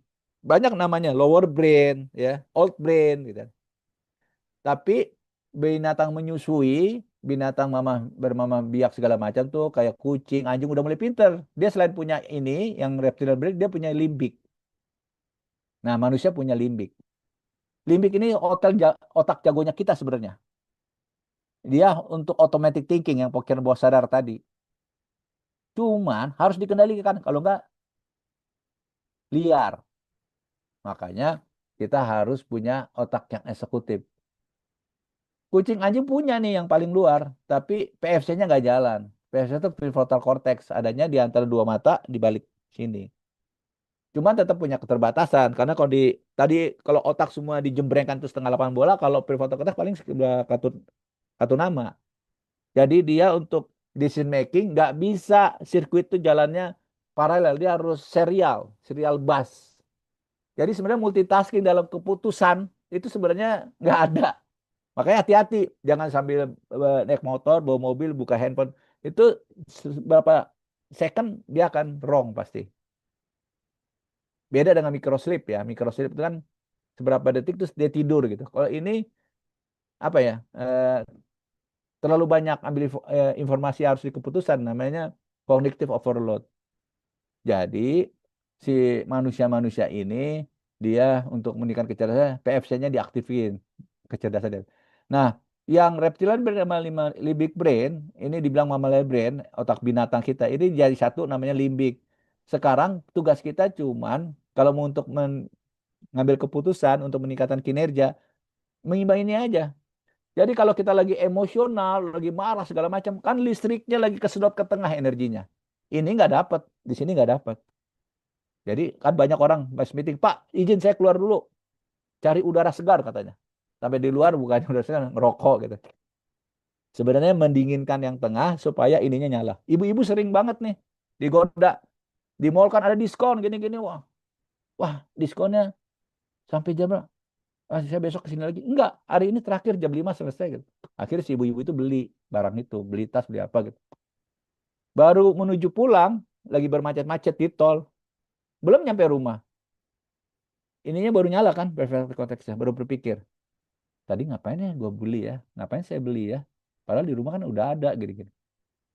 Nah itulah, itu yang dimanfaatin sebenarnya. Nah, bagaimana kita melayani publik? Orang kalau udah marah, publik itu udah marah, customer udah komplain, marah. Yang mana yang aktif? Yang tengah kan? Jangan ngomong sok rasional. Nggak nyambung. Coba deh, di Jakarta tuh. Tabrakan apa ada masalah di jalan.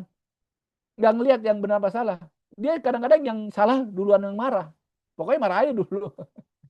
Kita ngomong baik-baik ngejelasin. Nggak masuk, nggak nyambung. Karena otaknya yang diajak ngomong itu yang nyala, yang tengah, yang dalam. Ini loh, limbik ini kita bilang. PFC-nya nggak nyala. Anak nakal dinasihatin, nggak nyambung. Orang yang nakalnya limbiknya yang nyala. Nanti tenangin dulu supaya listrik yang tengah itu agak agak adem dulu baru kita dapat energi bisa berpikir yang sini. Nah, jadi Roger Sperry kiri kanan, tadi Paul McLean trio brain. Akhirnya ini berevolusi nih. Akhirnya sekarang penilaian itu udah nggak pakai psikometri dengan berdasarkan psikologi. Dia cari kesamaannya, pola pattern manusia sedunia, mau Indonesia, Amerika segala, selalu punya 4 ini. Analytical, structural, sosial, konseptual. Analytical prefrontal cortex sebelah kiri, structural itu sebenarnya bukan kiri belakang tapi di dalam, kiri dalam. Sosial juga dalam konseptual. Jadi kalau teman-teman yang biasa kerja di pegawai negeri atau di perusahaan bertahun-tahun pasti hijaunya kenceng nih. Karena udah biasa disiplin, berurutan. Makanya orang yang cenderungnya hijau menghadapi orang yang nggak ngikutin aturan dia sebel banget tuh gitu. Kalau analytical banding-banding. Ini kapan-kapan lah. Nanti minta Mas Reddy saya bisa jelasin. Ini bisa setengah harian, bisa 1 harian workshopnya untuk bagaimana meningkatkan, ya kan? Bahwa setiap manusia itu bisa pintar ternyata. Bahkan kita bisa implementasi di lapangan golf aja kelihatan ntar. Pola pikirnya gimana, perilakunya gimana. Perilaku yang ungu nih. Nih, kayak misalnya kalau yang birunya dominan gitu ya. Dia mau main golf aja beli bukunya, belajar aturan mainnya segala macam dianalisa. Kalau yang hijau, pokoknya semua harus diselesaikan rapi sesuai prosedur. Ya, kedinya udah dicatat belum? Semua dicatat. Ini uparnya udah lebih Pak, udah banyak. Nggak apa-apa dihitung aja semua. Itu hijau. Kalau merah, nggak penting gua skor. Nggak penting bagus apa enggak. Yang penting satu flat saya mainnya sama siapa. Itu. Makanya biasa untuk deal. Kalau yang kuning lebih parah lagi nih yang konseptual nih. Ya kan? Dia nggak cukup nilai, nggak cukup dapat apa biasanya kan buat penyemangatnya main taruhan nih pakai duit. Nggak penting itu semua. Yang paling penting gua main sesuai gayanya nggak. Makanya dia sering komentar tuh. Lu salah tuh, tangannya masih bengkok gitu. Bajunya nggak matching. Nah itu yang kedua. Ntar kapan-kapan lah. Nah yang penting Triun Brand ini diimplementasi di eh, apa pelayanan publik. Baik kita ngenali publik, customer kita mau kayak gimana, sama kita ngenali kita sendiri sama tim kita. Jadi kita kayak kapan kita harus pakai berfoto kita sama limbik. Nah ini kayak gini kan. Misalnya neocortex. Neocortex itu tadi yang di luar ya. Executive brain gitu kan. Perencanaan, bahasa, logik kesadaran. Itu bisa diajak ngobrol kalau orangnya bukan sekedar berpendidikan S1, S2, S3. Bukan. Kalau orang itu mau diajak tidak emosi, tidak berpikiran rasional. Baru bisa kita jelasin. Kalau orang lagi komplain, lagi marah-marah nggak bisa kita jelas secara rasional. Karena limbiknya lagi hot, listriknya lagi kesedot ke tengah, energinya lagi kesedot ke tengah. Implikasi ke pelayanan publik, ya menentukan warga merasa dihargai, dipercayai. Itu aja udah cukup. Ditegur ya, Pak, Bapak mau kemana gitu ya. Kan enak. Ini baru kita parkir. Tukang parkir udah bukain pintu, kita udah curiga. Pasti minta uang parkir nih. Ya kan? Tapi ada yang, Pak, saya anterin Pak ke sana gitu ya. Kenapa banyak yang curigaan? Karena dia punya pengalaman. Yang lalu dia dibohongin terus. Makanya kalau berbisnis dengan usia yang lebih tua, susah. Susah trustnya. Karena pengalaman buruknya lebih banyak. Pernah pakai virtual reality enggak? VR. Coba kalau main jet coaster, itu yang muda-muda santai tenang. Karena referensi negatifnya sedikit. Tapi yang tua, wah sampai jerit sampai megang-megang. Kasih filmnya bukan jet coaster bukan jet coaster, kasih pengalaman apa ibadah haji gitu. Oh nangis-nangis tuh yang tua tuh. Jadi begitulah dengan kita mengenali 3 subsistem otak kita, kita jadi lebih mudah. Apa-apa lebih mudah. Jadi yang paling penting untuk pimpinan nih, ya. Pimpinan itu nggak harus jadi bos di kantor. Di keluarga jadi pimpinan keluarga. Di komunitas jadi pimpinan komunitas. Nah, executive function tuh kan banyak. Saya simply kayak ya, yang penting 3 yang paling penting katanya. Dan ini di-approve sama Bu Supra ya. Pernah jadi dekan psikologinya UGM. Dia neuroscience-nya, PhD-nya neuroscience dari Amerika tuh. Yang penting ada 3. Pertama, latih working memory. Kedua, inhibitory control. Working memory itu gitu maksudnya. Hati-hati nih kalau saya udah sering lupa nih tadi mau ngomong apa ya. Kalau yang baru itu sering lupa. Banyak makan pisang aja deh gitu kan. Kalau inhibitory control itu mengendalikan, menahan kemauan, keinginan. Kalau di agama Islam tuh ada puasa, menahan diri. Mungkin di agama lain juga ada. Pokoknya menahan, inhibitory control. Bisa nggak? Tahan. Tahan. Nah, karena kan publik kan nggak mau tahan ya. Ya kan? Umumnya nerobos ya. Ya. Buka jam 9, oh jam 9 kurang 1 menit udah kayak apa tuh gitu. Tahan ibu gitu. Yang terakhir cognitive flexibility. Kita tuh apa ya? Radikal bukan cuma agama sebenarnya. Radikal kita di segala hal. Kita judgement orang juga gitu ya, ngelompokin, oh dia kiri kanan, padahal ada yang setengah deh. Jadi fleksibilitas kognitif itu harus dilatih. Nah, ini tadi sistem 1, sistem 2. Kalau orang, ini mana yang perlu? Kiri apa perlu kanan? Dua-duanya kita butuh. Yang kiri itu untuk refleksi, untuk sesuatu yang cepat, survival, otomatis. Itu bawah sadar sebenarnya. Kalau di neuroscience, bawah sadar itu dibilangnya automatic thinking. Bapak sama Ibu alami sendiri deh. Dari kantor, misalnya Komdigi itu di mana ya kantornya? Di daerah Amerika Selatan kali ya. Kalau mau ke Bekasi lewat Semanggi kan belok kiri gitu kan. Kalau pulang belok kiri, pulang belok kiri. Suatu saat kita mau meeting di daerah selatan. Tapi sampai dekat Semanggi itu karena kita lagi ngobrol atau lagi mikirin lain, tiba-tiba kita belok kiri. Terus kita bilang, kok jadi belok kiri ya? Karena pada saat harusnya kita ngambil keputusan, kita nggak kasih perintah. Akhirnya dia ambil alih. Itulah pikiran bawah sadar, namanya automatic thinking. Namanya sistem 1. Atau dibilang lower, lower order thinking. Kenapa dibilang lower order thinking? Karena lebih banyak melibati otak, batang otak sama limbik tengah. Kalau untuk suatu yang keputusan strategis, panjang, pikirkan yang ini kan, sistem 2 kita aktifin. Hening, eling, meningkatkan kesadaran. Tenang, hold dulu, gak usah buru-buru. Ya, gitu. Tapi jangan diterapkan pada saat berhadapan dengan harimau. Dia mati dulu, ini harimau kayaknya udah keburu keterekam. Dia harus cepet kita kan. Kita bisa lawan dia atau kita eh, kabur gitu kan. Flight, ya. Fight atau fly. Fight dilawan atau terbang. Tapi ada juga yang freeze. Dia nggak ngambil keputusan, itu bahaya. Sekarang ada lagi flown katanya. Nah, ini kita harus ngerti inilah. Sistem 1, sistem 2 ini Daniel Kahneman. Semua udah diterapin.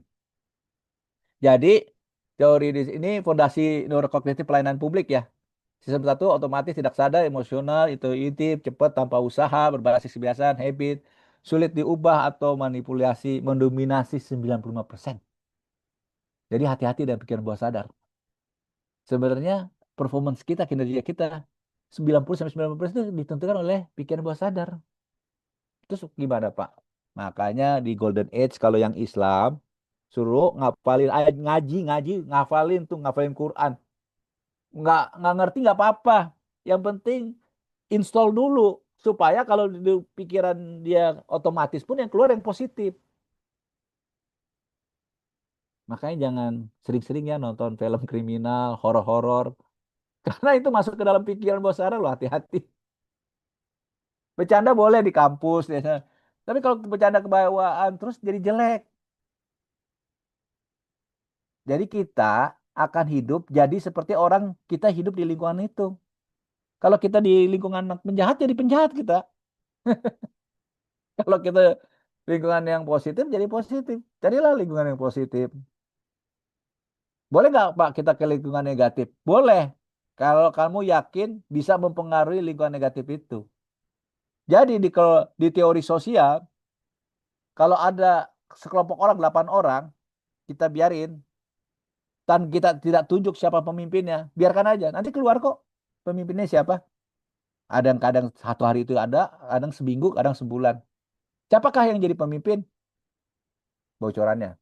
Yang jadi pemimpin pasti adalah orang yang karakternya kuat. Kalau menggunakan ilmu psikologi ya, personality karakternya kuat. Atau kalau di connectum tadi apa di brain tadi itu connectumnya. Karena dia kuat mempengaruhi yang lain, makanya dia jadi leader. Pertanyaannya, permasalahannya, karakter si pemimpin itu positif atau negatif? Kalau karakter kuatnya negatif, si kelompok itu akan berubah menjadi negatif. Tapi kalau karakternya positif, kelompok itu jadi positif. Ya, itu hati-hati pikir besar sebelah kiri nih, sistem satu. Nature-nya orang-orang tuh, warga, masyarakat maunya yang kiri. Namanya lebih marah, harus cepet. Nah, gimana caranya disenyumin dulu. Makanya seneng deh ditaruh perempuan-perempuan, ibu-ibu yang apa ramah-ramah, senyum segala macam. Kenapa gitu? Saya aja dikritik kok.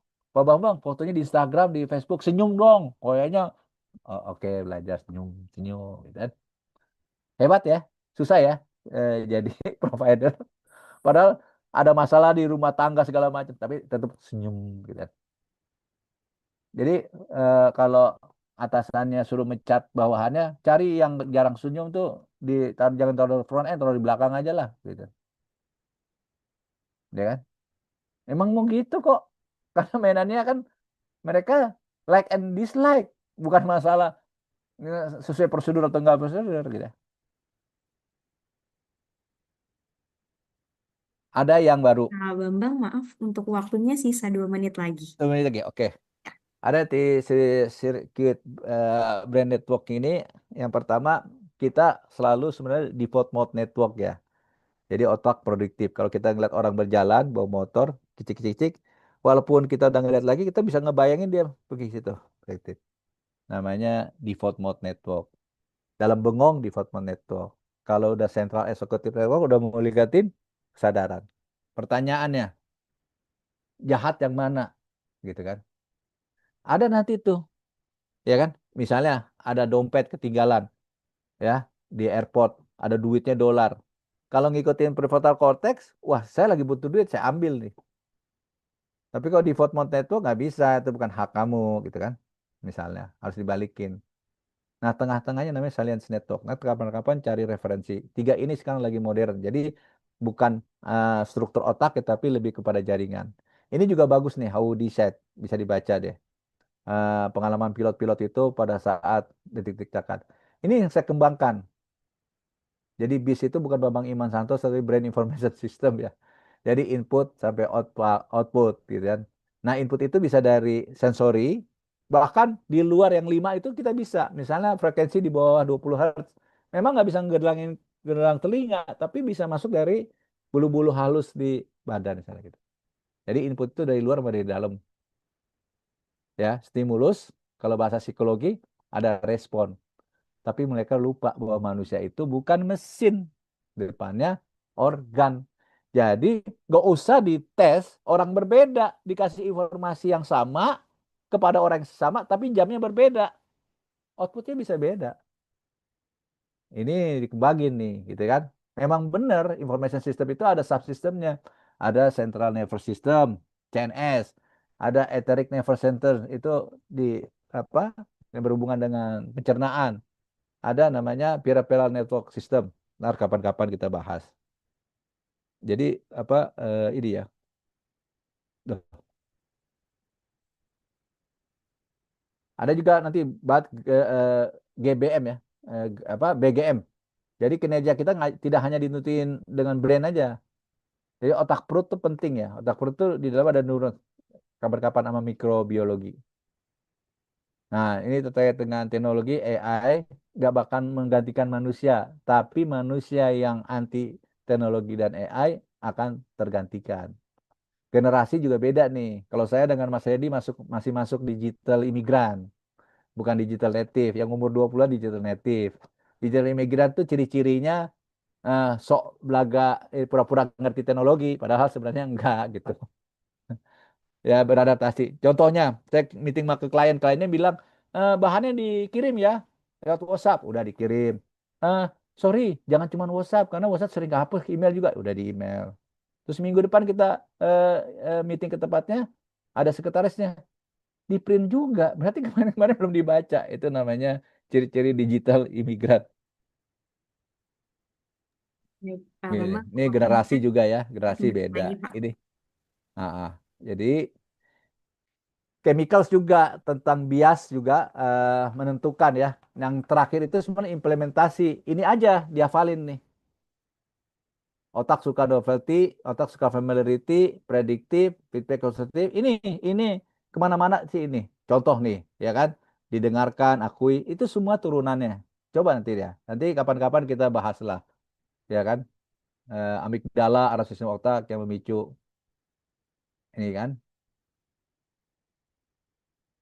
Nah, ini David Rock ikut seminarnya di Singapura tuh 2 jam 40 juta itu 10 tahun yang lalu. Dia mempatenkan neuro leadership ya. Intinya SCAF itu status. Orang tuh perlu dihargai, dihormati, perlu status. Certainty perlu kepastian. Otonomi berilah kebebasan. Makanya jangan kerja semua diawasi, akhirnya merasa nggak kasih kebebasan. Relatedness ya, ada koneksi kepercayaan dan fairness, pelakuan yang adil. Nih, membangun pengalaman positif. Neuroscience dalam pelayanan digital juga penting tuh tadi. Kontak mata, ekspresi wajah. Jadi memang perlu waktu tambahan ya. Nanti kita kapan-kapan lah bahas. Saya kembalikan ke moderator ya. Wabillahi taufiq hidayah. Wassalamualaikum warahmatullahi wabarakatuh. Bagi yang bertanya silakan. Waalaikumsalam.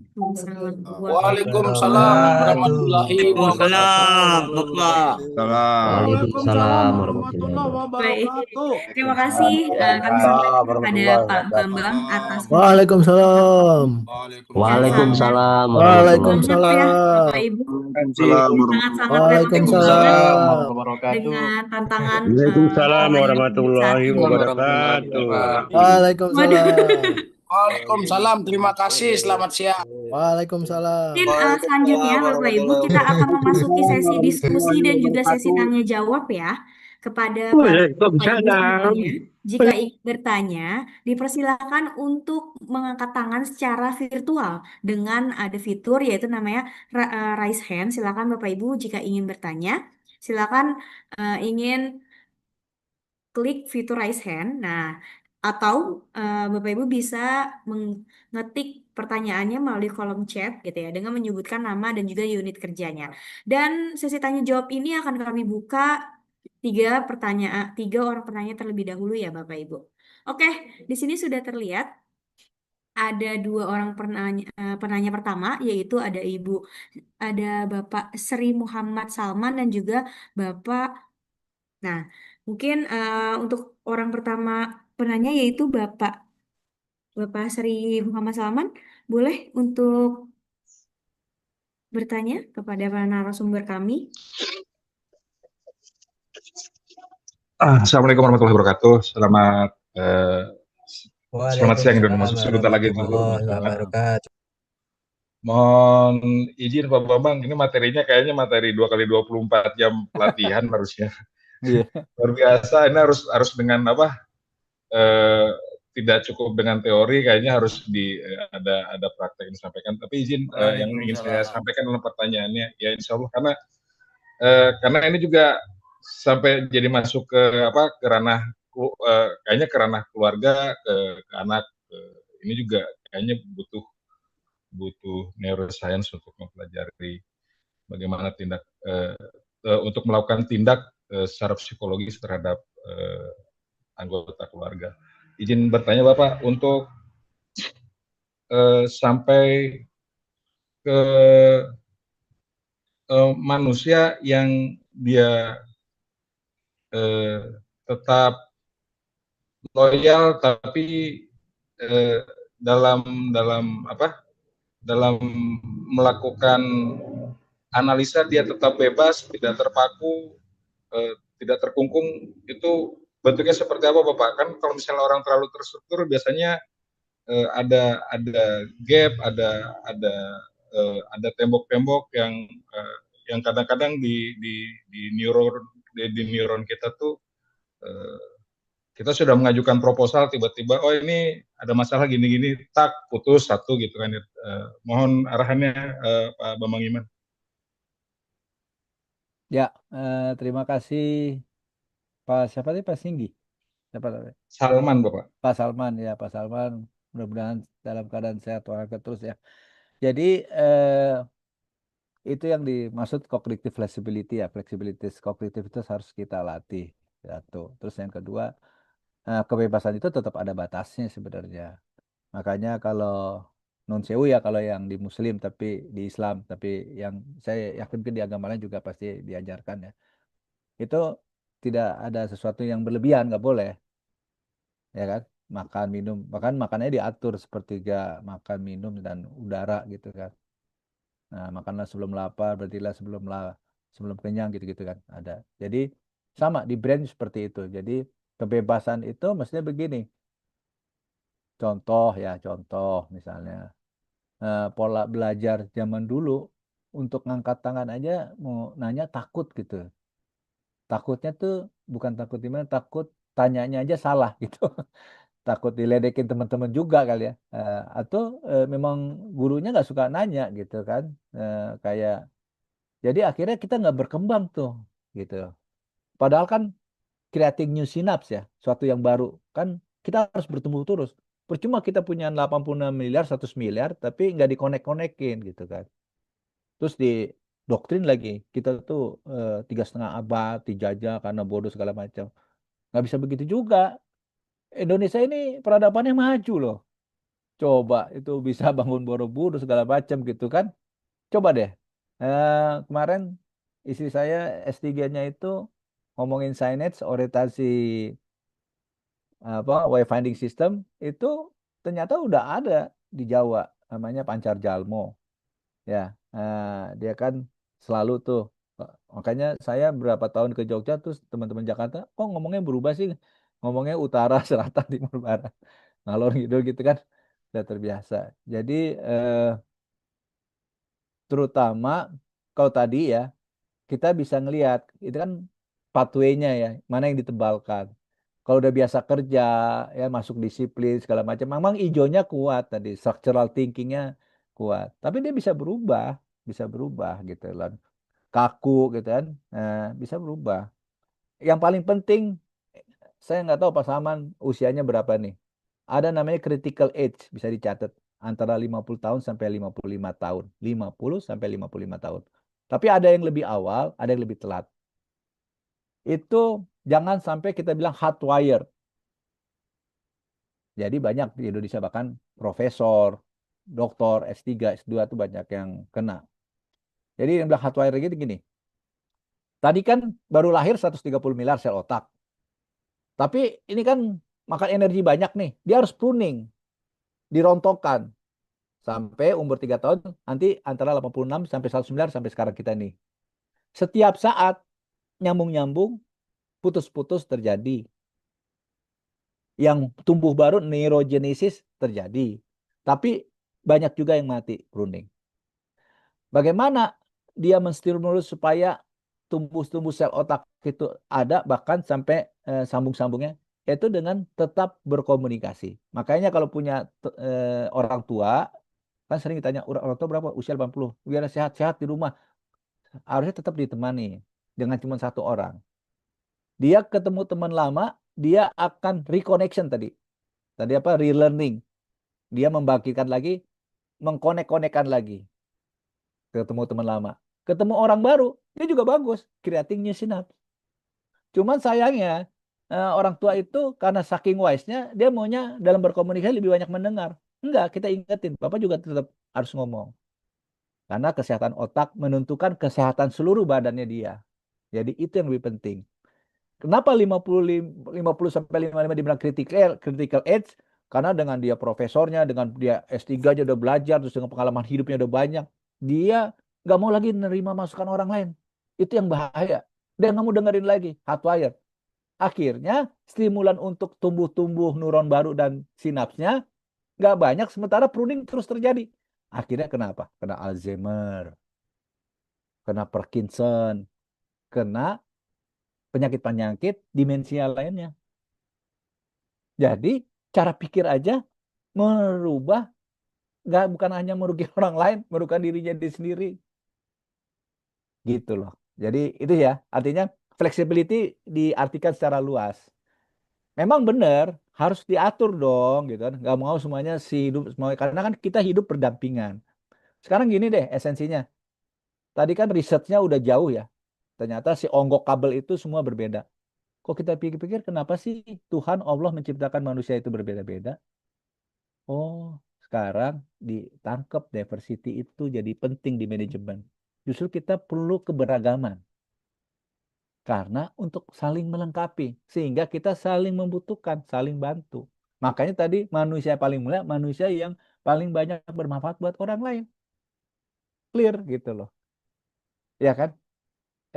Itu mudah-mudahan bisa menjawab nggak? Mudah-mudahan sih seperti itu ya. Artinya jadi dia sekarang gini, kalau diimplementasi kerja.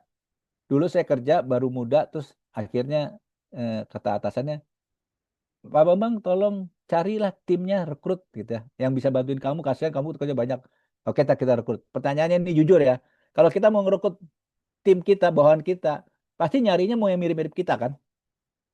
Pelajaran pertama, pasti maunya mirip kita. Ngaturnya gampang, karena mirip-mirip kan. Tapi di level yang lebih tinggi, nggak cukup ternyata. Sudah lulus, sudah pensiun, segala, mau bikin perusahaan, cari partner, justru cari yang berbeda. Ngapain yang sama? Yang berbeda, yang melengkapi kelemahan kita. Makanya tadi sekarang, gaya komunikasi itu berbeda. Kalau ada orang yang ngomong terus diamati, dipikir, wasting time nih orang zaman dulu deh. Kalau zaman sekarang tuh ada orang berbicara, kita bilang, di depan saya ada makhluk mulia ciptaan Tuhan, ciptaan Allah. Merendahkan manusia berarti merendahkan ciptaannya. Kan gitu. Nah, kita yakin bahwa di depan kita ini, manusia ini pasti punya strength. Saya mau dengar strengthnya dia apa, kelebihan dia apa. Dia ngomong sama si A dapat kelebihan. Dia ngomong si B dapat kelebihan. Dia ngomong si C dia dapat. Akhirnya dia dapat banyak. Itu makanya dibilang belajar mendengar, belajar masukan gitu. Itu sih lebih ke situ sih, Pak. Artinya diartikan lebih luas. Kapan kita harus ngikut aturan, kapan kita harus fleksibel. Tadi kan lebih humanis ya. Orang udah mau melahirkan masih disuruh isi form segala macam. Itu kan kasihan banget gitu ya. Itu kok kayaknya dia nggak manusiawi ya. Harus masih mikir, ini asuransinya apa? Ah, lamaan udah keburu meninggal. Oke, baik. Terima kasih Pak Bambang atas jawabannya. Semoga terjawab ya dari pertanyaan dari Pak Salman.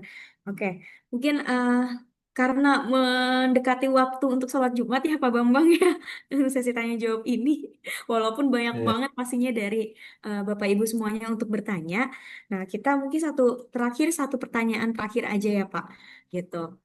Atau mau Ya. tetap dua, tapi mungkin singkat Pak.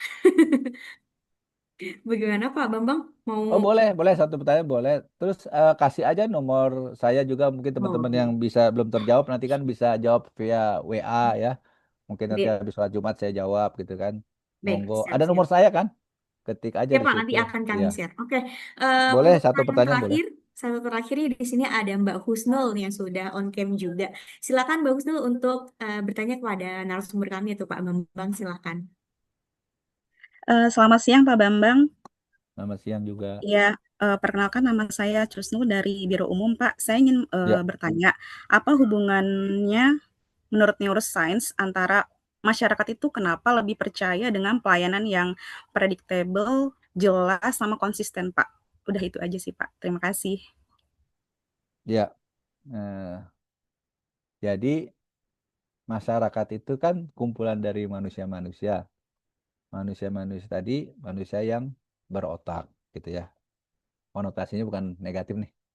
Memiliki otak. Jadi kita harus ngerti cara tadi kan bagaimana sih kita mau memahami lebih dalam tentang manusia, yaitu cara kerja otaknya gimana sih gitu kan.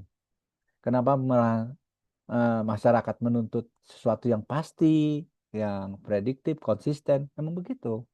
Karena nature-nya otak kita, dia akan lebih stres kalau sesuatu itu nggak bisa diprediksi. Jadi saya bisa bilang ke teman-teman direktur, ya kalau habis RSUP RUPS, kalau sudah disahkan, diputuskan dan sudah dapat tanda tangan sama si komisaris, itu semua keputusan rencana kerja kan dulu namanya RKAP ya, rencana kerja dan anggaran perusahaan gitu kan, ada duitnya juga. Itu segera cepat didiseminasi, didistribusi. Walaupun ada yang perlu diinformasi, belum enggak. Contohnya gini, sesederhana tahun ini mau liburan kemana Pak kalau capai target? Itu sangat perlu diinformasikan. Misalnya target kita tuh berapa, ya? Kita bikin kesepakatan di awal. Kalau lebih dari 200% misalnya, kita sisihkan budget. Kita mau kemana? Bikin detail. Oh itu semangat banget tuh teman-teman tuh. Karena ada kepastian. Atau Pak tahun ini naik gaji, wah nggak tahu gini. Itu orang stres. Ketidakpastian stres. Jadi dulu di Terminal 3 signage consultant yang bikin desain signage, kebetulan istri saya bikin signage juga, itu diganti karena kalau kita datang mendarat terus kita bingung, itu berarti gagal signage-nya, wayfinding itu. Sampai konsultannya dipecat. Karena apa? Karena manusia stres kalau nggak pasti. Dia harus prediktif gitu loh. Dia suka novelty, suka yang baru, tapi dia bosen. Stres kalau novelnya terlalu banyak. Dia suka sesuatu yang dikenal, familiar. Tapi kalau semua dikenal gitu-gitu aja, nggak boleh berubah. Stres juga. Unik manusia tuh, ya kan? Stres itu menimbulkan kortisol.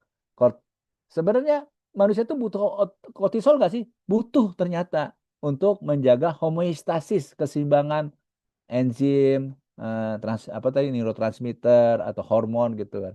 Secara proporsional ya.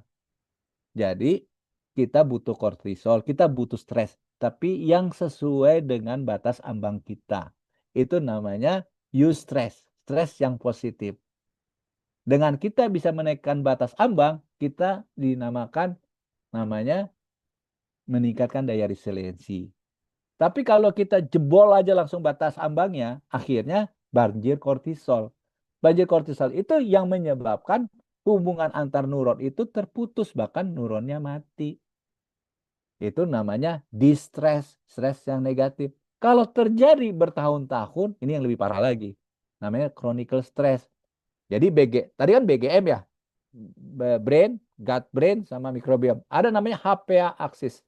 Hipotalamus nanti ke HP psikoadrenal, ya kan? Nanti ada yang bahaya itu feedback ke atas. Feedback ke atasnya kepala itu banjir kortisol tadi, makin banjir. Dia kalau hanya putus-putus dari sinaps itu, sel otaknya mati, jadi bodoh lah ya. Itu masih bisa di recovery kan. Bodoh kan bisa dilatih lagi, jadi pinter lagi. Tapi yang bahaya ini, over kortisol itu melemahkan sistem imun tubuh kita. Akhirnya tiba-tiba nggak pakai sakit meninggal. Kambing hitamnya kardiak, jantung. Padahal itu stres yang menumpuk. Jadi kira-kira itu ya. Jadi memang berat, memang namanya juga mengejar ekspektasi, memuasi manusia, sementara nggak pernah puas gitu kan. Ya konsekuensinya ya begitu gitu. Baik, semoga terjawab Mbak Husnul. Oke, baik. Selanjutnya terima kasih banyak Pak Bambang atas materinya yang Masya Allah ya, banyak antusiasnya nih Pak. Banyak yang bertanya, mungkin nanti ada kesempatan lain dan mungkin Bapak Ibu sekalian bisa juga mencatat nanti ya, akan kami share nomornya Pak Bambang, misalkan nanya-nanya gitu ya, boleh ya Pak Bambang ya? Iya boleh. Gitu. Nomor saya 0811 Tuh. 899 574 ya. Baik. Oke, rekan-rekan semuanya, karena keterbatasan waktu dan juga karena ada sesi kedua nanti gitu ya kan, maka sesi tanya jawab ini ataupun sesi diskusi ini kita cukupkan sampai di sini. Kami mengucapkan terima kasih banyak kepada narasumber yaitu Bapak Bambang Iman Santoso atas materi dan juga sharing-sharing yang telah diberikan pada sesi pertama ini. Mungkin sebelum kita masuk gitu ya Pak, boleh kita untuk foto bersama terlebih dahulu? Ya, saya mau ucapkan sama-sama, saya terima kasih banyak sama dapat belajar bersama di sini. Buat teman-teman semua, mohon maaf bila ada salah-salah kata atau pernyataan tidak sesuai. Pokoknya jelek-jelek semuanya dari otak saya. Ya, bagus-bagus hanya Baik. dari Tuhan Ya. Subhanahu wa Ta'ala. Baik, Mohon maaf. amin. Baik, terima kasih banyak juga Pak Bambang. Mungkin untuk menutup sebelum Pak Bambang juga untuk bisa berkegiatan yang lainnya, kita foto bersama Bapak Ibu. Silakan Terima kasih, nyalakan Pak. kameranya. Ya, kita akan foto Terima kasih, bersama. Pak. Baik. Oke. Oke, mungkin aba-aba dari saya ya, Bapak Ibu. Oke. Oke, ada yang mau nyalakan kembali kameranya, oke? Oke. Oke, aba-aba dari saya. Ya. 1, 2, 3. Oke, mungkin satu kali lagi bisa untuk gaya bebas gitu ya Bapak Ibu ya, atau Pak Bambang silakan juga gaya bebas semuanya. Kalau di Komdigi ada simbol-simbol nggak Komdigi? Tangannya harus Bagaimana gimana gitu? untuk Bapak Ibu Komjidi? Oh, mungkin Ini. nih, Pak. Oh, gimana Pak Randi? Ya, gini. Oh, gini. Oh, Oke. gini. T3. Oh, T3. oke, Oh, oke. T3. Baik. Gini. Ya, kita foto bareng-bareng. Bapak Ibu semuanya dengan gaya Kom DJ. 1, 2, 3. Oke, baik. Terima kasih banyak Pak Bambang Sama-sama. atas materinya dan juga atas kesempatannya. Dan apabila Pak Bambang ada kegiatan lanjutan dipersilakan untuk meninggalkan Zoom, Pak. Ya, Terima kasih terima kasih banyak, Mbak Jia, terima kasih Pak. Pak Randy, Pak Imam, semua teman-teman. Terima kasih. Makasih Pak. Terima kasih Pak Bambang. Makasih Terima kasih Pak Bambang. Makasih Pak. Terima kasih Baik, Pak. rekan-rekan semuanya, Terima kasih selanjutnya Pak Bambang. kita Terima akan kasih, Pak. memasuki waktu isoma hingga Terima kasih pukul Pak. 13.30 ya Bapak Ibu. Jadi Bapak Ibu diharapkan untuk dapat kembali tepat waktu untuk mengikuti sesi yang kedua nanti.